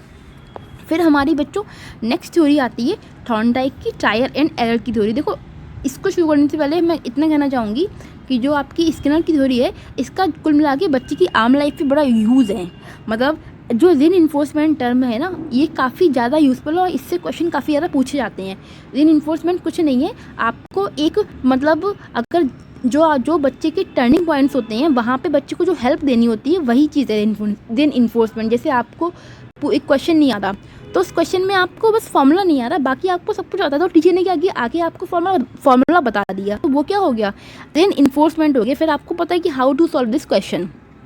तो इस तरीके से हम ये रीइंफोर्समेंट होता है। और टीचर, एक अच्छे टीचर की ये स्पेशलिटी होती है कि वो बच्चे को उसकी इंडिविजुअल नीड के अकॉर्डिंग पुनर्वलन देता रहे। ऐसा नहीं है, इससे बच्चे भी एक्टिव होते हैं और जो स्टडी है क्लास में वो अच्छे तरीके से होती है। फिर बच्चों हमारी नेक्स्ट थ्योरी आती है थॉर्नडाइक की ट्रायल एंड एरर थ्योरी। ये काफ़ी इंपॉर्टेंट है, काफ़ी अच्छा इसका इम्पैक्ट भी है, यूज़ भी है हमारी आम लाइफ में। देखो थॉर्नडाइक की जो ट्रायल की थ्योरी है, एक मिनट, ये किसने दी थी, EL थॉर्नडाइक ने दी थी। और ये जो थे अमेरिकन साइकोलॉजिस्ट थे, इनको हम क्या कहते हैं, फादर ऑफ एजुकेशन साइकोलॉजी भी कहते हैं। और ये पहले साइकोलॉजिस्ट थे जिन्होंने स्टडी करी एनिमल पे। ये क्वेश्चन अच्छा है, ओके। ये सब फैक्चुअल चीज़ें हैं, आप पढ़ लेना। और इनकी जो थ्योरी है उसको हमने आइडेंटिकल एलिमेंट्स भी कहा है। क्यों कहा है, क्योंकि इन्होंने समान तत्व की बात करी है। जो मतलब इक्वल चीज़ की बात करी है। और जो इनके में ना जो एसोसिएशन है वो स्टिमुलस और रिस्पांस के बीच में है, इसलिए इसको हम थ्योरी ऑफ कनेक्टिविज्म भी कहते हैं। कि जो इन्होंने संबंध बताया है वो किसके बीच में है, एसआर थ्योरी भी इसलिए इनकी थ्योरी को कहा गया है। बाकी 70 नाम से पूछ सकता है वो आपसे। तो इन्होंने क्या कहा, लर्निंग क्या है, एसोसिएशन है किसका, स्टिमुलस का और रिस्पांस का, मतलब अधिगम क्या, उद्दीपन और अनुक्रिया के बीच का संबंध है। सही बात है, सीखना किस पे डिपेंड करता है, उद्दीपन पे, और उस पर जो रिएक्ट होता है बच्चे का, वो बच्चा अगर रिएक्ट ही ना करे किसी भी स्टिमुलस पे तो क्या सीखना होगा, सीखना हमारा 0 होगा। वहीं बच्चा किसी भी ऑब्जेक्ट पे रिएक्शन देता है तो हमारा सीखने का जो कर्व है वो प्रॉपर चलता रहेगा। ये बच्चों ये स्किनर की जो थ्योरी है उसका समरी है, अगर आपको पढ़नी हो तो आप पढ़ लेना, मैंने इसमें ऐड कर दिया है, इंग्लिश में भी है हिंदी में भी है। अब मैं क्या एक ही चीज़ को 100 बार बोल बोल के पढ़ाऊँ, ठीक है, आप इसको देख लेना, आपके लिए वैसे इसमें इम्पॉर्टेंट चीज़ें ही हैं और फालतू वालतू नहीं है। हम अपनी, हाँ ये देखो थॉर्नडाइक की जो थ्योरी का देखते हैं, उन्होंने क्या कि कुत्ते पे अपना प्रयोग किया है। 1 मिनट, हाँ ये उन्होंने, ये जो है ना पूरा डब्बा, ये डब्बा कहा जाता है कि ये पैवलोव से लाए थे, बाकी पता नहीं क्या सच है क्या झूठ है। इन्होंने क्या कि कुत्ते को इसमें रखा, ठीक है, और कुत्ते के सामने ये लीवर रखा, ये इसको स्ट्रिंग धागे से लटका दिया है और ये ट्रैप डोर है। तो क्या होता है, जब कुत्ता इसको दबाएगा तो ये डोर खुलता है, इससे वो बाहर निकल आएगा। सॉरी कुत्ता कह रही हूँ, बिल्ली, हाँ सॉरी मैं थॉर्नडाइक का जो बच्चे प्रयोग था वो बिल्ली पर है, मैंने इसको कुत्ता समझ लिया, सब डिब्बे में रखे हैं ना, सेम लगते हैं। हाँ तो बिल्ली है, तो क्या करती है, जब ये इसको दबाती है इस लीवर को तो क्या होगा, गेट खुलेगा। तो इसी रिएक्शन को बार बार अगर ये करती है, मतलब एक बार तो इसके धोखे से हो गया, लेकिन फिर इसकी हैबिट में आ गया, जब ये चीज़ इसने बार बार करी कि हाँ अगर मुझे गेट को खोलना है तो इस लीवर को दबाना पड़ेगा और फिर इसको फूड मिलेगा, सिंपल सी बात। तो यही इनका प्रयोग था कुछ। 1 मिनट, थॉर्नडाइक का ऊपर में लिखा नहीं है, 1 मिनट। इसके प्रयोग की जो फ़ायदे हैं वो देखो, एक्सपेरिमेंट है जिसका किस पे किया है एक्सपेरिमेंट, उन्होंने कैट पे किया है, पजल बॉक्स नाम दे दिया उस बॉक्स को, जैसे स्किनर ने जो बॉक्स को नाम दिया था, जो चूहे पे अपना प्रयोग किया था, उस चूहे को जिस बॉक्स में रखा था उसको स्किनर बॉक्स कहा था, वैसे ही जो हमारे थॉर्नडाइक भाई साहब हैं, इन्होंने क्या किया है, इन्होंने जो कैट को जिस बॉक्स में रखा है उसको पजल बॉक्स नाम दिया है। इन्होंने थॉर्नडाइक ने लर्निंग के 2 टाइप बताए हैं, ठीक है। एक हमारे 2 लॉ हैं लर्निंग के, एक हमारा होता है बच्चों प्राइमरी लॉ, दूसरा आता है हमारा सेकेंडरी लॉ। अब प्राइमरी लॉ कौन सा होता है, मतलब लॉ, इसमें हमारे 3 लॉ आते हैं, law of effect, law of readiness और लॉ ऑफ एक्सरसाइज। 3 लॉ हमारे प्राइमरी में आते हैं। सेकेंडरी में हमारे बच्चों 8 आते हैं, बट हमारे लिए बस 5 यूजफुल हैं जो नीचे दे रखे हैं, ये 3 हमसे पूछता नहीं है कभी भी वो, ठीक है। तो देखिए सबसे पहले हमारा जो लॉ ऑफ इफेक्ट, इसमें क्या है, प्रभाव का नियम, मतलब कि अगर किसी एक्टिविटी को करने में आपको मज़ा आ रहा है तो आपके ऊपर उसका जो प्रभाव होगा वो अच्छा होगा। वहीं किसी एक्टिविटी को करने में आपको इंटरेस्ट ही नहीं आ रहा तो जो उसका प्रभाव होगा वो नेगेटिव होगा आपके ऊपर। जैसे कि वो बिल्ली है, उसको क्या है, लीवर को दबाने पे उसको पता है गेट खुलता है, तो ये क्या है, अच्छा इम्पैक्ट है ना उसके ऊपर। वहीं अगर लीवर को दबाने पे गेट खुलने की जगह करंट लगता तो क्या वो उस लीवर को बार बार दबाती नहीं दबाती, क्योंकि ये बुरा इम्पैक्ट डाल रहा है। तो प्रभाव का नियम कहता है कि जो परिस्थितियाँ होती हैं उनका आपके ऊपर किस तरीके से प्रभाव पड़ता है। अगर वो अच्छा प्रभाव पड़ता है तो वो कंटिन्यू रहती हैं, अगर बुरा प्रभाव पड़ता है तो वो हैबिट्स होती हैं वो ख़त्म हो जाती हैं। दूसरा होता है लॉ ऑफ रेडीनेस, मतलब आप कितने तैयार हो चीज़ों को सीखने के लिए, आपके अंदर कितनी तत्परता है। जैसे कि क्लास में अगर टीचर को पढ़ाना है तो टीचर को पहले देखना पड़ता है कि बच्चों का जो मेंटल लेवल है वो किस लेवल का है, बच्चे कितने रेडी हैं। बच्चे हैं क्लास में रेडी नहीं है, बच्चे पढ़ना नहीं चाहते, टीचर ने आके बोल दिया कोई बोरिंग सब्जेक्ट कि बच्चों निकालो वो चैप्टर और आज हम इसको पढ़ते हैं, तो बच्चे क्या मतलब सीख पाएंगे कि यहाँ पे जो लर्निंग का प्रोसेस है वो सही से हो पाएगा, नहीं हो पाएगा ना, क्योंकि यहाँ पे बच्चे तत्पर नहीं है। तो सीखने के लिए तत्परता होना बहुत इंपॉर्टेंट है। अगर आपके अंदर रेडीनेस नहीं होगी, अगर आप क्यूरियस नहीं होगे, इंटरेस्ट नहीं आएगा तो लर्निंग आपकी नहीं होगी। आपको डंडे मार के कोई सिखाए तो आप पढ़ सकते हो जब तक आपके अंदर खुद से पढ़ने की इच्छा नहीं है। और लॉ ऑफ एक्सरसाइज, मतलब कि प्रैक्टिस करने से क्या होता है, कोई भी हैबिट होती है आप उसमें परफेक्ट बन जाते हो। जैसे मैथ्स है, मैथ्स सब्जेक्ट है जो क्या मांगता है, प्रैक्टिस मांगता है। मैथ्स में ये तो नहीं है ना कि आपने एक दिन में आप मैथमेटिशियन बन जाओगे, फिलहाल एक दिन में तो आप किसी भी सब्जेक्ट के विशेषज्ञ नहीं बन सकते, ये तो सच है, लेकिन मैथ्स को प्रैक्टिस चाहिए ना। मैथ्स में आपको एक कॉन्सेप्ट को क्लियर करने के लिए उसको डिफरेंट वे में सोचना पड़ता है, आपको उसको बार बार प्रैक्टिस करना पड़ता है, नहीं तो क्या होता है भूल जाते हो। तो वही चीज़ है कि आप जिस चीज़ की जितनी ज़्यादा प्रैक्टिस करते हो वो हैबिट आपके लाइफ का पार्ट बन जाती है, और अगर आप उस चीज़ की प्रैक्टिस नहीं करती तो वो चीज़ आपकी लाइफ से हट जाती है। अब जो चीज़ करना आपको अच्छा लगता है वो चीज़ क्या होगा, आप बार बार करते हो। जो चीज़ करना आपको बेकार लगता है तो वो चीज़ क्या होती है, आपकी लाइफ से गायब हो जाती है।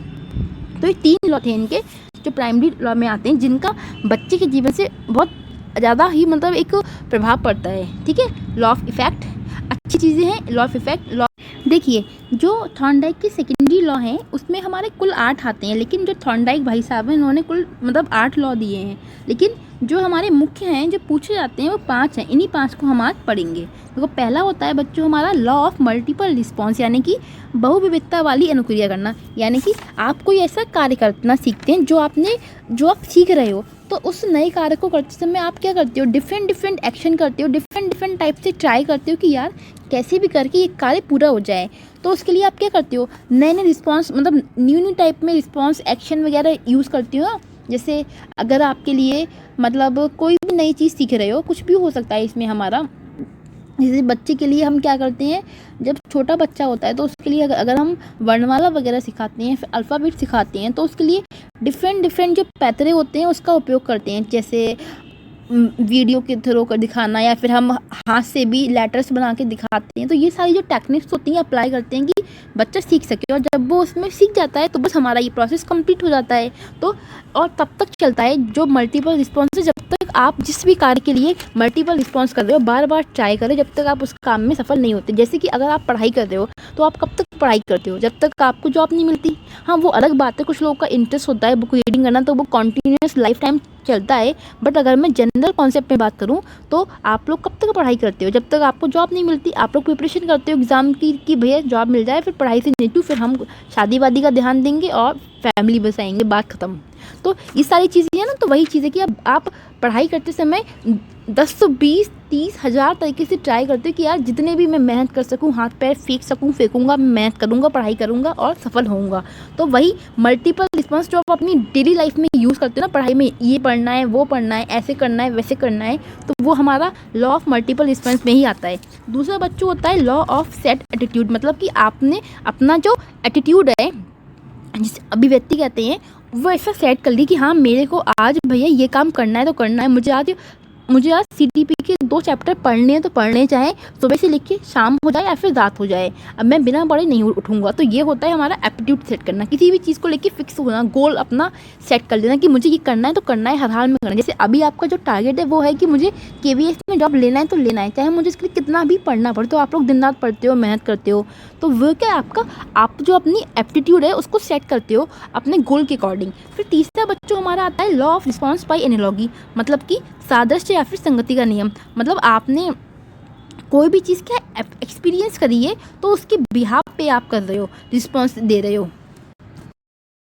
देखिए जो इनका तीसरा है वो है कि law of response by analogy, यानी कि सादृश्य या फिर संगति का नियम। तो देखो इसमें क्या होता है, जैसे आपने लाइफ में कोई पास में कोई चीज़ ऐसी आपके साथ हुई है, कोई घटना हुई है जिसको लेके आप प्रेजेंट में अगर उस चीज़ का सामना करते हो तो आपको पता है कि आपको इस प्रॉब्लम से कैसे बाहर निकलना है। तो यही हमारा आता है लॉ ऑफ रिस्पॉन्स में, कि आप अपने जो पूर्व ज्ञान है उसका उपयोग करते हो नई ज्ञान मतलब करेंट टाइम में उस प्रॉब्लम्स को सॉल्व करने के लिए, या फिर आपने लाइफ में जो भी एक्सपीरियंस किया है अपनी लाइफ में वो सारी चीज़ों को आप यूज़ करते हो प्रेजेंट में किसी भी प्रॉब्लम को सॉल्व करने में, चाहे आपका प्रॉब्लम मेकिंग डिसीजन हो या कुछ। देखिए जो हमारा फोर्थ है वो आता है लॉ ऑफ एसोसिएटिव शिफ्टिंग, यानी कि तत्वों या उद्दीपकों की पूर्व क्षमता। जैसे किसी ने पास्ट में कुछ ऐसा, कोई व्यक्ति है जो पहले किसी चीज़ के प्रति जो अनुक्रिया व्यक्त करता था, जो उसकी क्षमता थी, तो आज के टाइम में वो क्या करता है वैसे ही अपनी जो मतलब इमोशन है वो शो करता है, भले ही वो चीज़ नहीं हो। जैसे कि एक माँ है तो अगर उसने क्या किया, उनका बच्चा मर गया, तो वो माँ क्या करती है, अपने बच्चों के कपड़े हुए, खिलौने हुए, उसको सीने से लगा के रो रही हैं, याद कर रही हैं। तो यहाँ पे क्या, माँ की जो ममता है वो तो सेम है ना, भले ही उसका बच्चा नहीं है, उस बच्चे से जो जुड़ी चीज़ें हैं। तो यहाँ पे कंडीशन न्यू है, प्लेस आपका जो मतलब स्टिमुलस से वो चेंज हो गया, लेकिन जो आपकी कैपेसिटी है वो सेम रहती है। सेम है जैसे अगर मैं कहूँ किसी का ब्रेकअप हो गया, तो तो जो भी आपकी मेमोरीज़ हैं तो आप क्या करते हो उन्हें याद करके रो रहे हो बैठ के, अगर कि जो भी आपकी पहले की मेमोरीज़, तो आपका जो फीलिंग है ना अंदर लव की वो तो सेम है, लेकिन वो अलग बात है कि आज आपके साथ वो व्यक्ति नहीं है, लेकिन आपके मन में आज भी उसके लिए क्या फीलिंग्स हैं, तो उसमें चेंज नहीं हो, जो भी आपकी अंदर भावनाएं थी वो सेम रही। तो ये हमारा आता है लॉ ऑफ एसोसिएटिव शिफ्टिंग में। फिर हमारा आता है इसका जो बच्चे, अगर हम बच्चे के संदर्भ में देखें तो टीचर को ट्राई करना चाहिए कि एक बच्चे को अच्छा एनवायरनमेंट दे और उसके साथ में सकारात्मक तरीके से पेश आए, जिससे कि उसका अच्छे से मतलब जो क्लासरूम की लर्निंग है वो अच्छे से हो पाए। फिर आता है बच्चों हमारा लॉ ऑफ पार्शियल एक्टिविटी, आंशिक गतिविधि। वही इसमें वही वाली बात आती है कि आपको बच्चे को स्टेप बाय स्टेप सिखाना है, ये नहीं है एक साथ में आगे आपने पूरी यूनिट को एक बार में निपटा दिया, आपको ये नहीं करना, आपको एक एक टॉपिक को उठाना है, उसको सीरीज में सीक्वेंस में लॉजिकली वे में बच्चे के दिमाग में भरना है। तो वो हमारा आता है लॉ ऑफ पार्शियल एक्टिविटी में। फिर इसके जो एजुकेशन इम्प्लीकेशन है वो क्या है, देखो थॉर्नडाइक का काफ़ी वैसे अच्छा है, एक वर्क ऑफ प्रैक्टिस, ये जोर देते हैं किस पे, प्रैक्टिस करने पे, कि आप जितनी ज़्यादा प्रैक्टिस कराओगे उतना मतलब बच्चा माहिर होगा। और प्रैक्टिस करने से क्या होता है ना कि आप परफेक्ट बनते हो। मैथ्स के जो सवाल हैं जिसको मैथ्स बेकार लगती हो, अगर वो भी मैथ्स में 8-10 बार अगर एक चैप्टर को प्रैक्टिस कर ले तो उसका मैथ्स से ज़्यादा फेवरेट सब्जेक्ट कोई और हो नहीं सकता। या जो भी आपकी वीकनेस है, अगर आपको अपनी वीकनेस को अपनी ताकत बनाना है तो आपको क्या करना होता है, उस चीज़ को से खुद को बाहर निकालना होता है। या फिर आप लोग क्या करते हो, जैसे बहुत सारे लोगों अगर किसी का ब्रेकअप वगैरह हो गया तो वो आजकल का जो ट्रेंड बन गया है कि लोग क्या करते हैं, जिम जाते हैं, न्यू हेयर स्टाइल मतलब अधिग्रहण करते हैं, या नई नई चीज़ें करने लगते हैं, अपने आप कूल ड्यूड दिखाने लगते हैं। तो और मतलब फिर वैसा करते करते ना वो सारी चीज़ें उनकी हैबिट का एक हिस्सा बन जाती हैं, कूल बनना या फिर डिफरेंट तरीके से खुद को पेश करना, या फिर जिम जाना, या फिर हेयर कटिंग वगैरह कराना। तो जितना ज़्यादा आप जिस चीज़ की प्रैक्टिस करते हो आप उसमें उतने ही माहिर बनते हो। दूसरा हमारा आता है ड्रिल एंड रिपीटिशन, कि बार बार अभ्यास करना है। जैसे होता है ना, करत करत जड़मती के बुद्धि भी हो सुजान करके कुछ दोहा है, मुझे याद नहीं आना, खैर छोड़ो, हमें नहीं पढ़ना। हाँ, ड्रिल करना, रिपीट करना मतलब बार बार उस प्रक्रिया को दोहराना। जितनी ज़्यादा आप किसी एक चीज़ को बार बार रिपीट करोगे उतना ज़्यादा आपके माइंड में वो चीज़ क्या होगी, फिक्स हो जाएगी। अगर आप रिपीटिशन नहीं करोगे तो आपके माइंड से वो चीज़ ब्लॉक हो जाएगी। लर्निंग क्या है, प्रैक्टिस करने से ही आती है। और प्रैक्टिस करना छोड़ दोगे, अगर आप मॉक टेस्ट नहीं लगाओगे तो आपकी स्पीड नहीं बढ़ेगी। तो केवीएससी एग्ज़ाम में जो आपको बैठना है वहाँ पे आपकी स्पीड मैनेजमेंट नहीं हो पाएगा। तो क्या करना होता है, आप अभी से मॉक टेस्ट क्यों लगाते हो, जिससे आपकी स्पीड जो मैनेजमेंट है वो बना रहे, बाकी आपको खुद के बारे में भी पता लगे कि आपका लेवल कहाँ पर है। तीसरा आता है लर्निंग पर्पसफुल होनी चाहिए, गोल डायरेक्टेड होनी चाहिए। सही बात है, गोल होना चाहिए ना, बिना गोल के क्या कुछ भी पढ़ते रहो। अब बिना गोल के व्यक्ति पढ़ता ही नहीं है, पढ़ता भी कुछ भी, कोई भी बुक ले ली पढ़ रहा है बैठ के, तो वो कोई मतलब फ़ायदेमंद नहीं है। लर्निंग के लिए आपका गोल होना बहुत इंपॉर्टेंट है। बिना गोल की कभी कोई लर्निंग पर्पसफुल या फिर सक्सेसफुल हो नहीं सकती। अगर लर्निंग को सक्सेसफुल बनाना है तो एक गोल को बीच में डालो। वही गोल क्या है, स्टिमुलस का काम करता है। जैसे आपके एग्ज़ाम की जो डेट अभी आ चुकी है केवीएस की, तो ये क्या है, आपके अंदर एक स्टिमुलस का काम करती है कि अरे भैया एग्ज़ाम में बस 1 महीना बचा है या कुछ दिन बचे हैं, अब तो मुझे जी जान से पढ़ाई में जुट जाना है। तो वही वाली बात यहाँ पे आती है। फिर आता है रिवॉर्ड करना, पनिशमेंट, मतलब आप रिवॉर्ड देकर भी बच्चे को इंकरेज करते हो। बच्चे को अगर आप रिवॉर्ड देते हो तो बच्चे के मन में दोबारा से वो एक्टिविटी करने की जो इच्छा होती है वो दोबारा से क्रिएट होती है। अगर आपने वही किया, बच्चा है, बहुत अच्छे से मतलब अपना स्कूल में जो उसका स्टैंडर्ड है वो अच्छा है, अच्छे से पढ़ाई करता है, होशियार है, सब कुछ है, वेल बिहेवियर है, लेकिन आप उससे तमीज़ से बात नहीं करते हो, आप उसको रिवॉर्ड कभी नहीं देते हो, कभी उसकी तारीफ़ में आपने 2 शब्द नहीं कहे कि यार कि बेटा आप क्लास का सबसे अच्छे बच्चे, सबसे होनहार बच्चे हो। तो वो बच्चा सोचेगा यार मैं इतना अच्छा हूँ, फिर भी ये लोग मुझे कभी तारीफ़ नहीं देते, या फिर उसकी फैमिली ही उसको वैल्यू नहीं देती। तो उस बच्चे में क्या होगा, नेगेटिविटी आएगी, वो खुद में खुद लो होता जाएगा। फिर और पनिशमेंट, अब गलती करने पे पनिशमेंट मिलना भी कंपलसरी है, नहीं तो वो जो गलती होगी ना उसमें सुधार नहीं हो पाएगा। गलती में सुधार नहीं होगा तो वो जो गलती है वही लर्निंग का पार्ट होगी। देखो, लर्निंग में गलती होना गलत नहीं है, लेकिन गलती में इम्प्रूवमेंट होना इम्पॉर्टेंट है, ठीक है। क्योंकि हम सभी अपनी लाइफ में गलतियाँ करते हैं, गलतियों से ही सीखते हैं। इवन जो व्यक्ति कभी गलती नहीं करता वो कभी कुछ नया सीखने का ट्राई भी नहीं करता। ये कोट तो आप सबने बहुत सुना ही होगा, सही है। सो आपको क्या करना है, रिवॉर्ड और पनिशमेंट दोनों चीज़ें टाइम पे देनी चाहिए। हद से ज़्यादा रिवॉर्ड भी नहीं देना चाहिए कि बच्चे ने मतलब एक बच्चा है जो क्लास में हर दिन अच्छा अपने आप को रिप्रेजेंट करता है, अच्छे से बिहेव करता है, वेल बिहेव बच्चा है, तो आप उसको हर दिन रिवॉर्ड देते हो। ओवर रिवॉर्ड, ओवर पनिशमेंट कभी भी गुड नहीं होता। ओवर वर्ड कभी अप्लाई नहीं करना चाहिए हमें, ना ही उसको हमें हद से ज़्यादा रिवॉर्ड देना है। ज़्यादा रिवॉर्ड दोगे तो बच्चा के दिमाग में आएगा मैं तो जीनियस हूँ, मैं ही हूँ जो हूँ। उसको अपने अलावा दुनिया नजर ही नहीं आएगी कि बाकी लोग भी हैं भैया, तुम ही नहीं हो सुपरवाइज़र। फिर आता है इंपॉर्टेंस ऑफ मोटिवेशन। टाइम पे आपको बच्चे को मोटिवेट करते रहना चाहिए। मोटिवेशन बहुत इंपॉर्टेंट है। देखो, मोटिवेशन एक ऐसा फैक्टर है ना जो मतलब एक बेसहारा व्यक्ति में भी जान डालता है कि यार मैं कुछ कर सकता हूँ।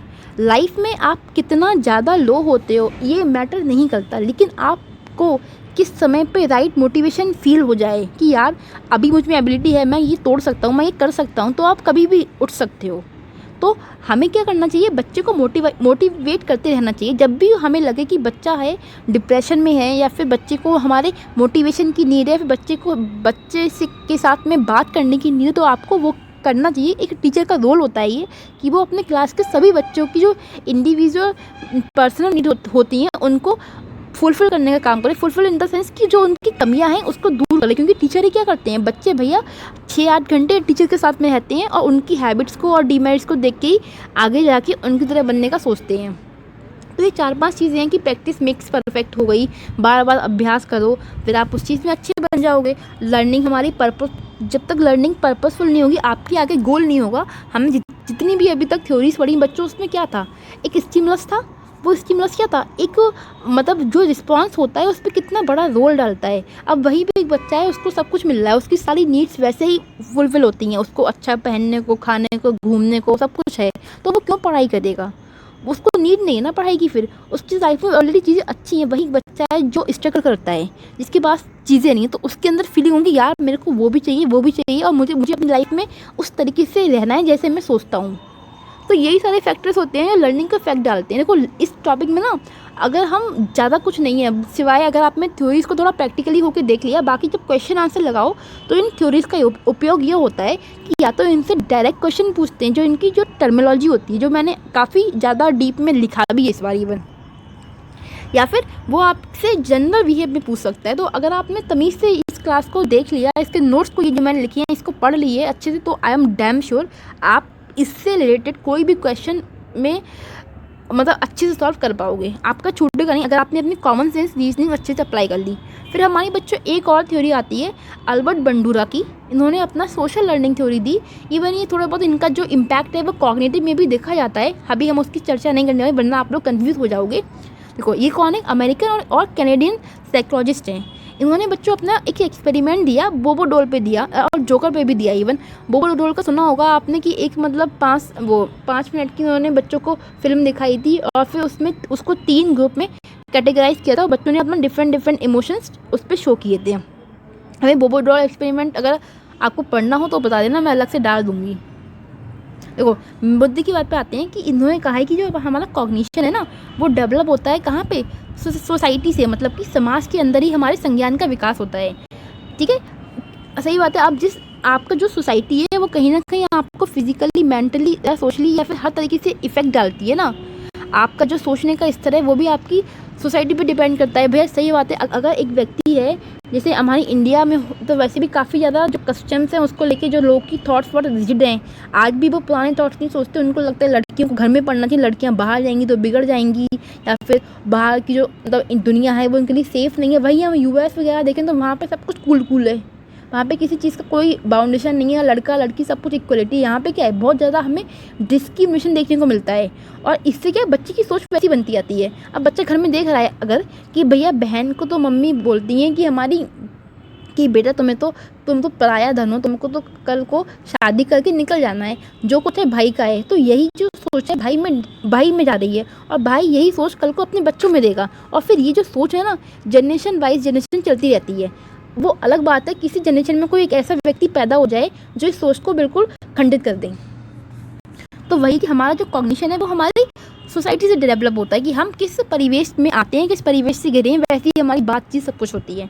बच्चों, इनका जो एक्सपेरिमेंट था बोबो डॉल का था, मूवीज़ दिखाई थी जिसका बच्चों पर बड़ा इफेक्ट पड़ा था कि इन्होंने फिर कहा कि जो चलचित्र है, और सही बात है आज के टाइम में हमारा जो फैशन बन गया है, बॉलीवुड है, किस तरीके से बच्चों को इफेक्ट डालता है। बच्चे जानते भी नहीं हैं आधी से ज़्यादा चीज़ें, लेकिन उसका गलत यूज़ करते हैं। इंटरनेट हमारा और मतलब क्या कहा जाए, बड़ा तकलीफ़ होती है कभी कभी। तो बंडूरा ने 2 पार्ट्स बताए लर्निंग के।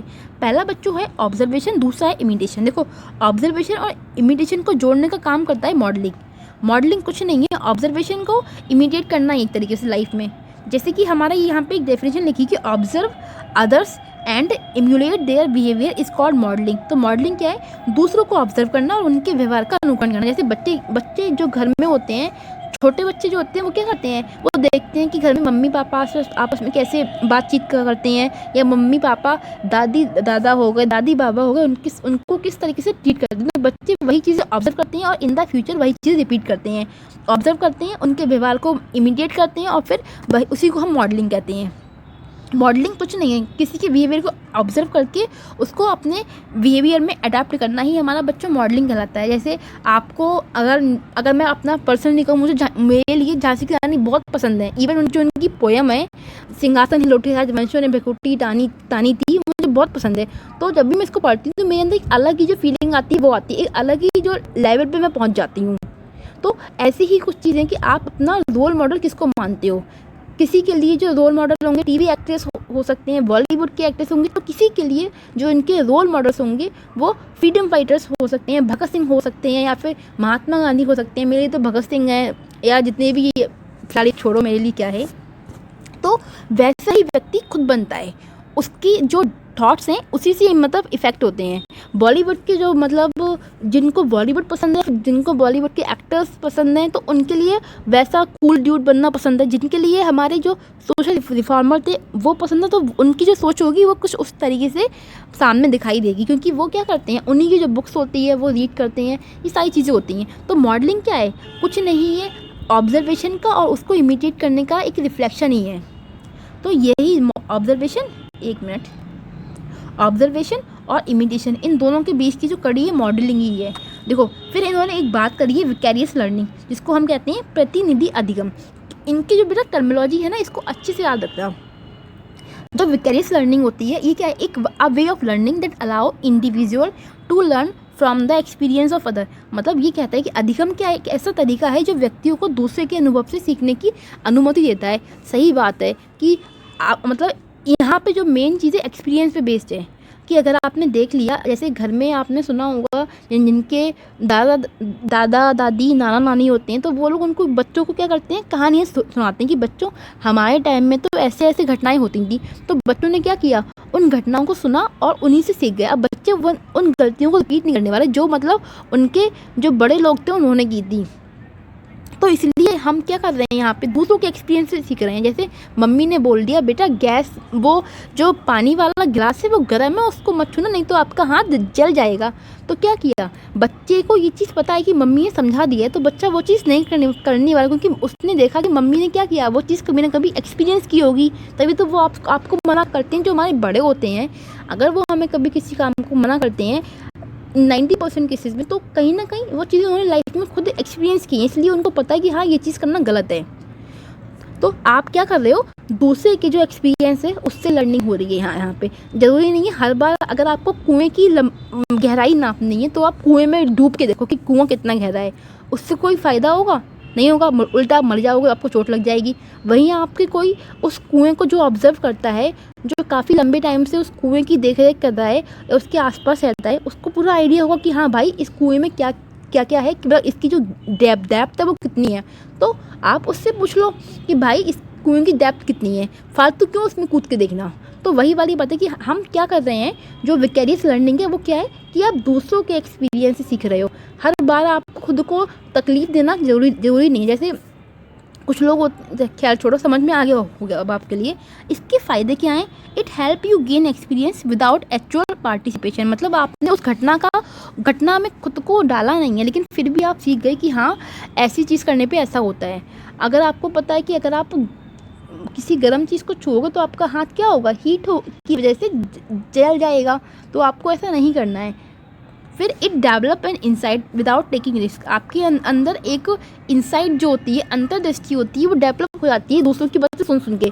जैसे हम लोग अगर सुनते हैं कि हम लोग जो हमारे फ्रीडम फाइटर्स हो गए उनकी स्टोरी सुनते हैं तो हमारे अंदर भी वैसी जो फीलिंग होती है आती है ना, कि कितने अच्छे से उन्होंने अंग्रेज़ों को हराया था, लड़े थे, महाराणा प्रताप हुए या जो भी और लोग हो गए। ये तो फिर आप 20 के टाइम के हैं।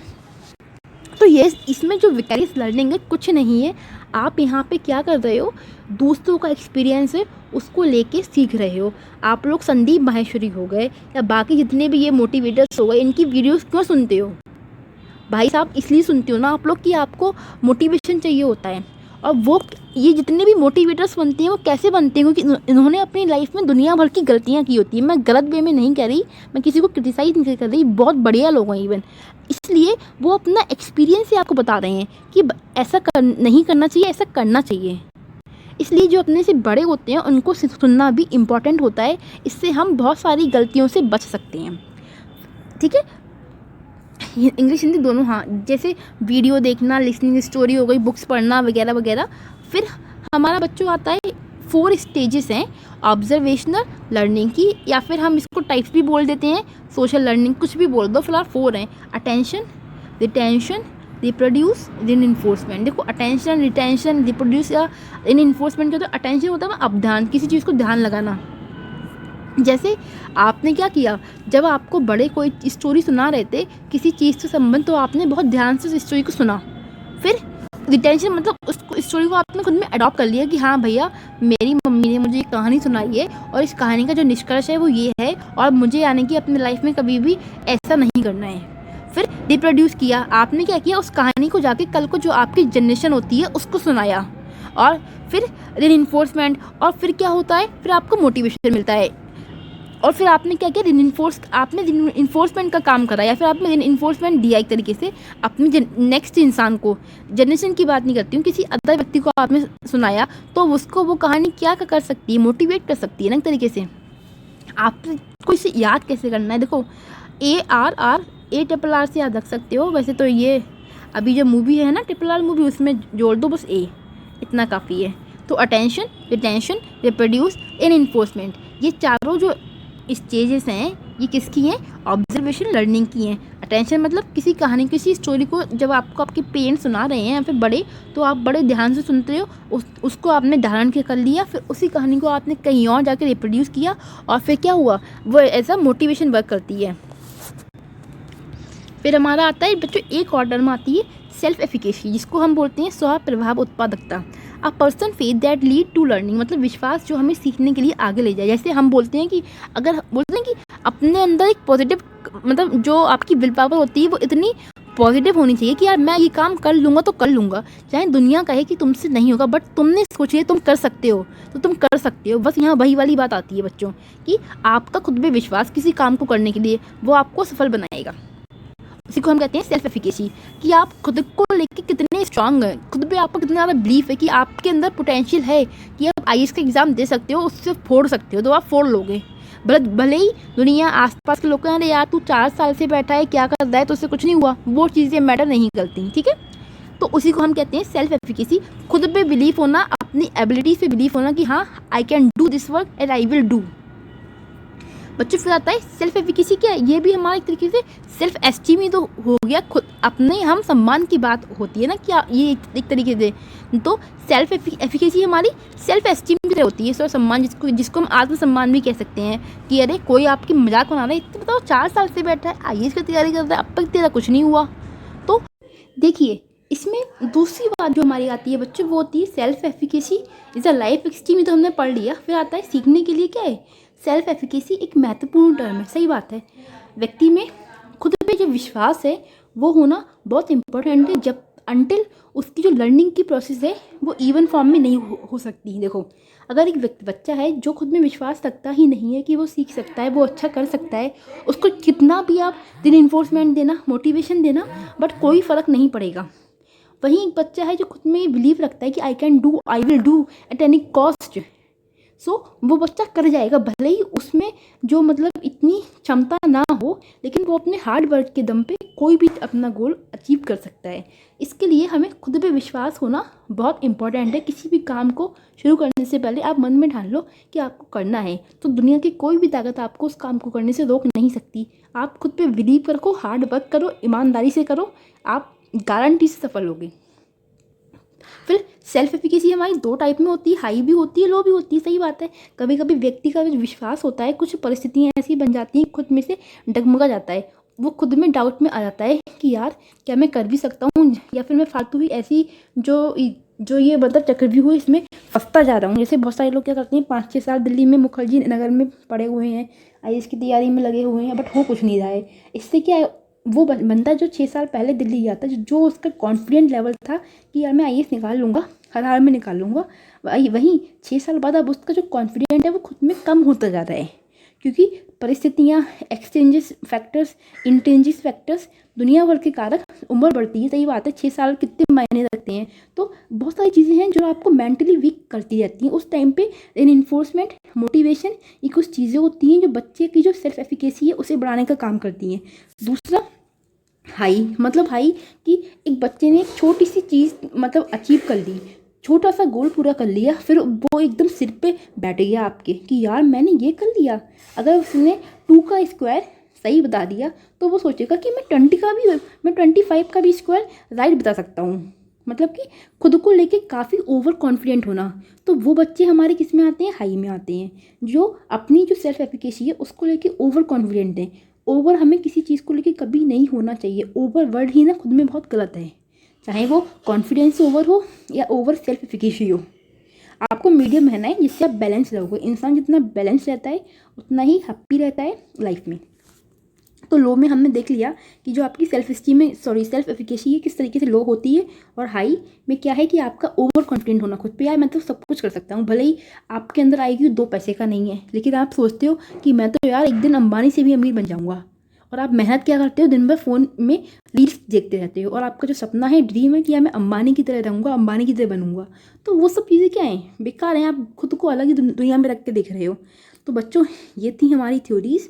इसके अलावा 1-2 थ्योरीज और बचती हैं। कॉल्ब है एक साइकोलॉजिस्ट जिनकी एक्सपेरिमेंटल थ्योरी है, और टॉलमैन भी साहब है, उनकी भी छोटी सी थ्योरी, बट मैंने ऐड नहीं की क्योंकि ऑलरेडी इतना करने में ही मुझे बहुत टाइम लग गया था। ऑलमोस्ट 10 to 12 आवर्स लगे हैं इस वीडियो को कंटेंट तैयार करने में एंड सब चीज़ें सीक्वेंस में मैनेज करने में। उसके अलावा अभी थोड़ा टाइम कम है, तो मेरी जो कोशिश है कि मैं जल्दी से जल्दी आपका कोर्स करा सकूँ। और अगर 8-9 तारीख तक कोर्स हो गया मेरी, अगर 8-9 या फिर 7-8 तक, तो उसके बाद में जो एक आध टॉपिक बच रहे हैं जो मुझे इतने इंपॉर्टेंट नहीं लगा है, अभी सच बताऊं तो मैं इसलिए और ऐड नहीं किया। जो चीज़ें मुझे ज़्यादा इंपॉर्टेंट लगी, जिसका मुझे ज़्यादा बिहेवियर तौर पे यूज़ लगा, मैंने अभी उसको इंक्लूड किया है, और इसी भर आपका कुछ नहीं आने वाला है।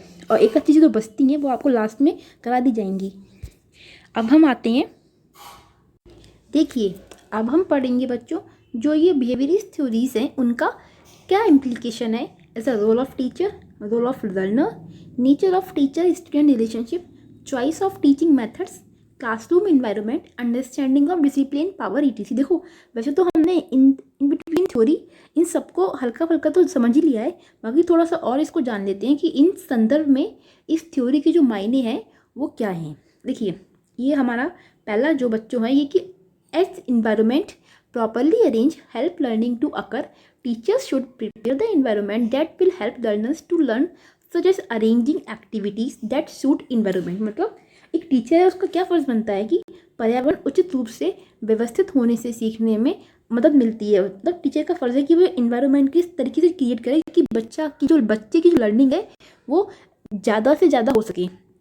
इसलिए शिक्षकों को ऐसा वातावरण तैयार करना चाहिए जो शिक्षार्थियों को सीखने में मदद करे, जैसे कि पर्यावरण के अनुकूल गतिविधियाँ। मतलब आपको ये नहीं है सिर्फ किताबों से ही पढ़ाना है, आपको बच्चा छोटा है तो आप उसको मतलब जो प्ले स्कूल होते हैं या फिर जो गार्डन वगैरह होते हैं वहाँ पे प्ले एक्टिविटीज़ कराओ, या बच्चे को वातावरण से आप डायरेक्ट कांटेक्ट कराओ, फिर उसके थ्रू सिखाओ, जिससे बच्चा जब देखता है, सुनता है और तो ज़्यादा अच्छे से चीज़ को सीख पाता है। जब बच्चे को हम विजुअलाइज चीज़ें दिखाते हैं ना, तो बच्चा ज़्यादा अच्छे सीखता है और वो लर्निंग लॉन्ग टाइम तक रहती है। आप ही लोग किसी चीज़ को अगर वीडियो देख के सीखते हो, समझते हो, तो वो चीज़ आपकी लॉन्ग टाइम तक रहती है। वही आपने किताब में से रट्टा मार लिया तो वो चीज़ आपके दिमाग से लुप्त हो सकती है।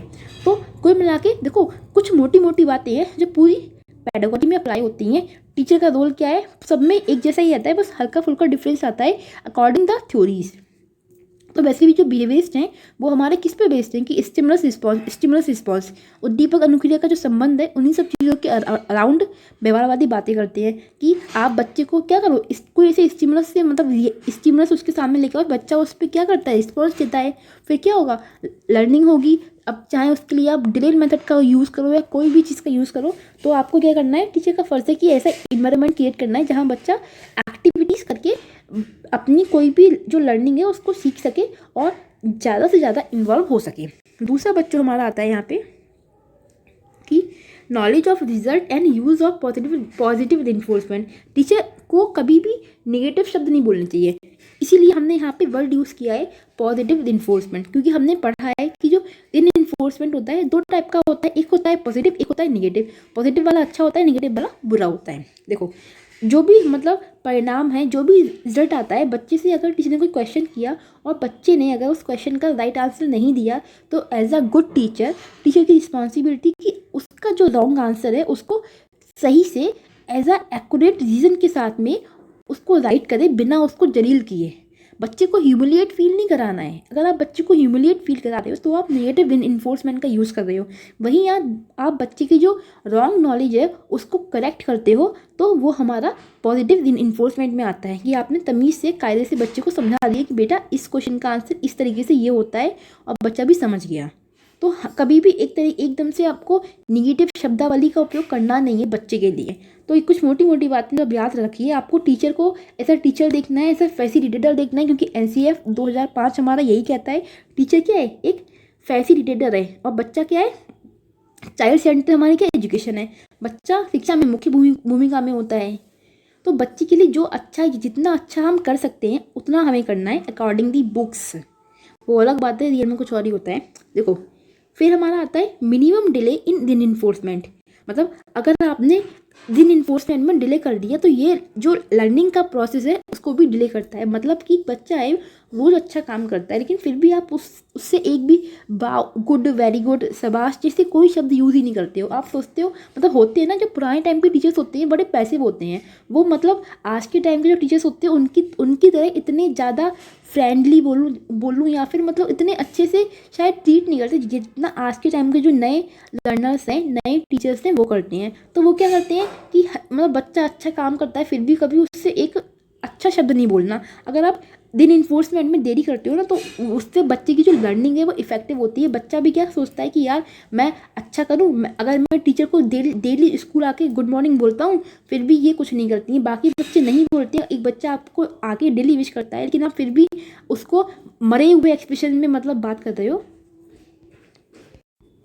हाँ, तो देखिए, जो मतलब बच्चा है वो जो आके बार बार अगर टीचर को विश करता है डेली बेसिस पे और टीचर फिर भी उसको पैसिव वे में रिएक्ट करती है, तो क्या होगा, वो जो हैबिट है बच्चे की उसको फील होगा कि मैं विश करूँ ना करूँ टीचर को कोई फ़र्क नहीं पड़ता। तो वो उसकी हैबिट क्या होगी, धीरे धीरे लोप हो जाएगा। मतलब फिर उसको क्या लगेगा कि ना तो मैम मुझे अच्छे से बात कर रही हैं, ना मुझे दिन इन्फोर्समेंट दे रही हैं।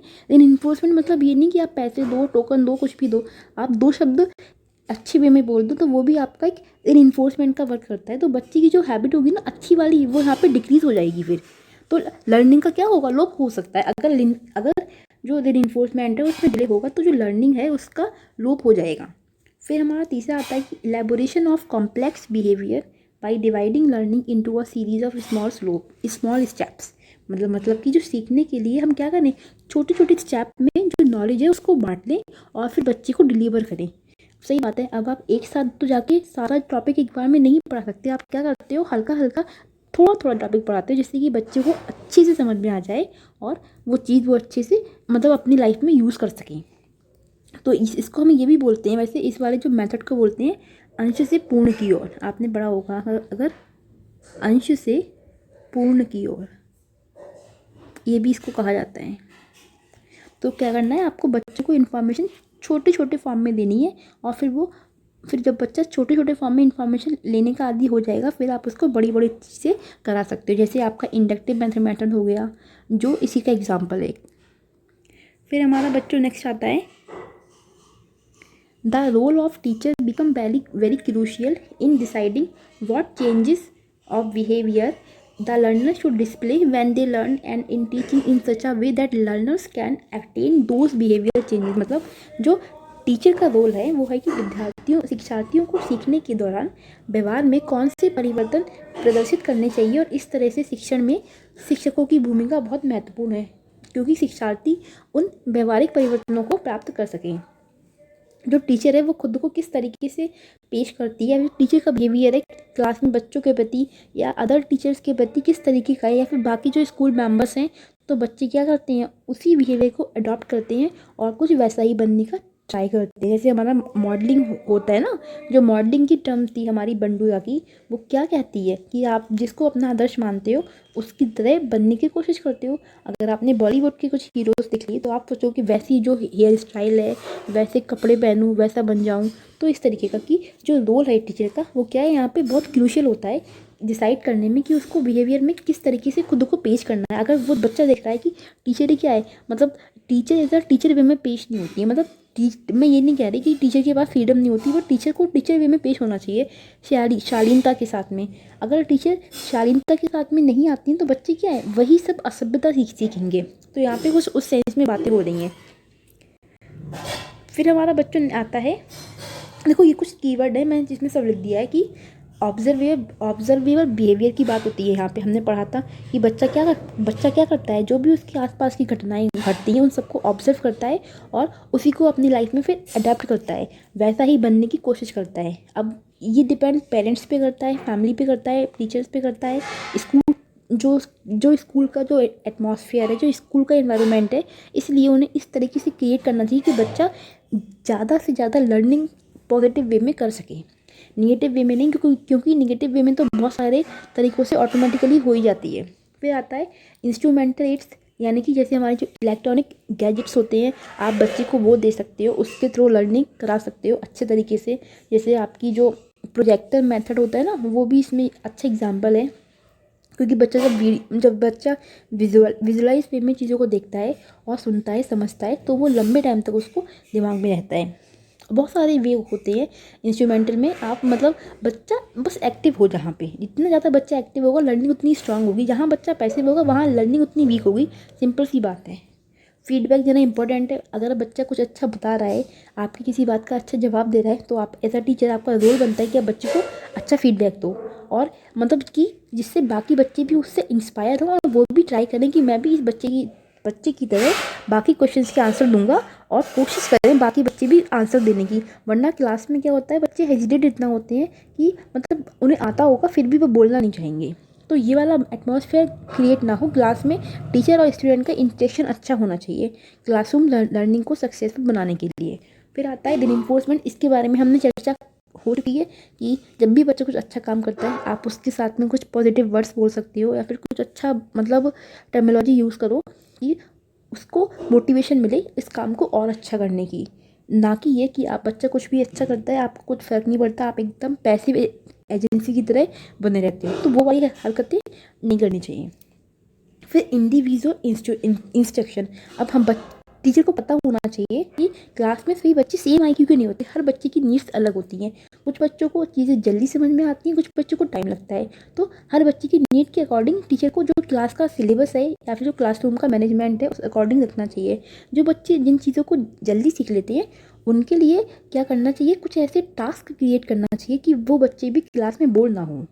वहीं जिन बच्चों को टाइम लगता है उनके अकॉर्डिंग तो वो स्लो पढ़ाएंगी, लेकिन जो बच्चे क्लास में ज़्यादा एक्टिव होते हैं उनके लिए कुछ ऐसे टास्क इंक्लूड करने चाहिए कि बच्चा क्या हो, मतलब अपने आप को अच्छे से एक्टिव रख सके, क्लास में बाकी बच्चों की पढ़ाई में बाधा ना बने। फिर आता है हमारा जनरल टू स्पेसिफिक ट्रांसफ़र, मतलब सामान्य से विशेष की ओर आते हैं। हम छोटे बच्चों को तो पढ़ाने की बातें होती हैं तो वहाँ पे पहले हम रूल देते हैं, फिर एग्जाम्पल पे आते हैं जिसको हमने इंडक्टिव मेथड नाम दिया है। तो छोटे फॉर्म में आप पहले चीज़ों को ईजी फॉर्म में पेश करते हो, फिर आप हार्ड फॉर्म में लेके आते हो। एकदम से अगर आप चीज़ों को हार्ड फॉर्म में पेश करोगे तो बच्चे को समझ में ही नहीं आएंगी। फिर हमारा आता है कॉन्टिग्यूटी, मतलब निरंतरता, बहुत इंपॉर्टेंट है। प्रैक्टिस, अगर प्रैक्टिस नहीं होगी तो बच्चा सीख नहीं पाएगा, अगर सीख भी गया है तो लर्निंग का ब्लॉक हो जाएगा। फिर आता है ड्रिल एंड प्रैक्टिस, वही जो हमारा मेथड है ये भी प्रैक्टिस का, कि बच्चे को ड्रिल करो, क्वेश्चन वगैरह भी उससे पूछते रहना चाहिए। इससे बच्चे एक्टिव रहते हैं और क्लास में शांति भी बनाए रखते हैं।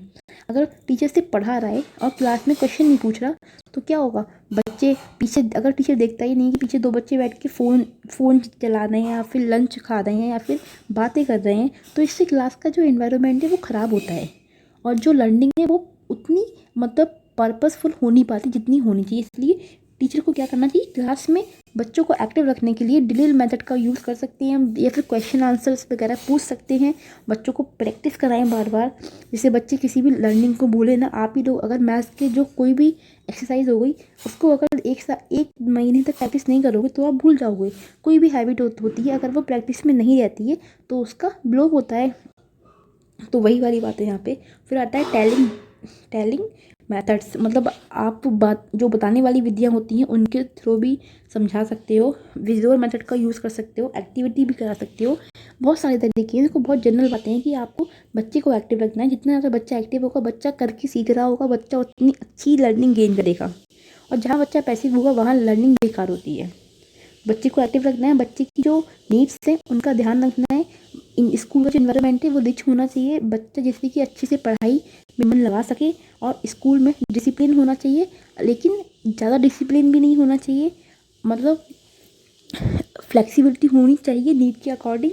और बच्चे को ऐसा फील हो कि वो उसको सेफ़ फील होना चाहिए स्कूल में, क्योंकि छोटा बच्चा जब स्कूल जाता है तो उसके लिए एकदम नया इन्वायरमेंट होता है, वहाँ पे उसको खुद को एडजस्ट करने के लिए बड़ी दिक्कतें आती हैं। इसलिए हमें कुछ ही तरीके हैं जो अप्लाई होते हैं। बाकी तो देखो, अगर आपने थ्योरी अच्छे से पढ़ ली है, समझ ली है, तो क्वेश्चन जो भी इस टॉपिक से बढ़ेंगे आप उसको ईजिली कर सकते हो। आई एम डैम श्योर, क्योंकि मैंने जो पूरी PDF तैयार करी है, इसको बनाने में मैंने बहुत मेहनत लगी है। कल की जो क्लास थी वो भी इसलिए नहीं हो पाई क्योंकि मैं इसको बनाने में बिजी थी। और इसकी PDF आपको हमारे चैनल पे मिल जाएगी अगर आपको चाहिए हो। एंड बाकी प्लीज़, अगर वीडियो को पसंद आई हो ये वीडियो तो प्लीज़ लाइक करें, शेयर करें और कमेंट करके हमें बताएं कि आपको वीडियो कैसी लगी। और थोड़ी सी चीज़ें, 2-3 पॉइंट्स मैं आपके दिमाग में फिर बिठाना चाहती हूँ कि आपको क्या करना है। आपको 2-3 चीज़ें याद रखनी है जब भी आप पेडागोजी क्वेश्चन लगाओ। टीचर हमेशा ऐसे तरीके ढूंढे कि बच्चे का ज़्यादा से ज़्यादा लर्निंग गेन हो सके, और बच्चा क्या होगा, हमेशा सेंटर में रहेगा। टीचिंग लर्निंग जो प्रोसेस होगा हमारा, उसमें बच्चा हमेशा सेंटर में रहेगा। बच्चे के अकॉर्डिंग टीचर को अपने आप को एडजस्ट करना होगा, ना कि बच्चे को एडजस्ट कराना होगा। बच्चे के अंदर अच्छी हैबिट्स को डालना, बच्चे को सकारात्मक व्यवहार कराना, बच्चे को सकारात्मक इन्वायरमेंट देने का काम स्कूल में टीचर का और बाकी स्कूल मैनेजमेंट का होता है। और बच्चे को डिसिप्लिन सिखाना, ये सारी चीज़ें एक हद तक करनी चाहिए। लेकिन तो ये हमारी आज की क्लास थी। बाकी आप लोग प्लीज़ कमेंट करें और बताएं कि आपको क्लास कैसी लगी। अच्छी लगी हो तो प्लीज़ लाइक करें, शेयर करें और सब्सक्राइब करें, और वीडियो पे कमेंट जरूर करें, क्योंकि मैंने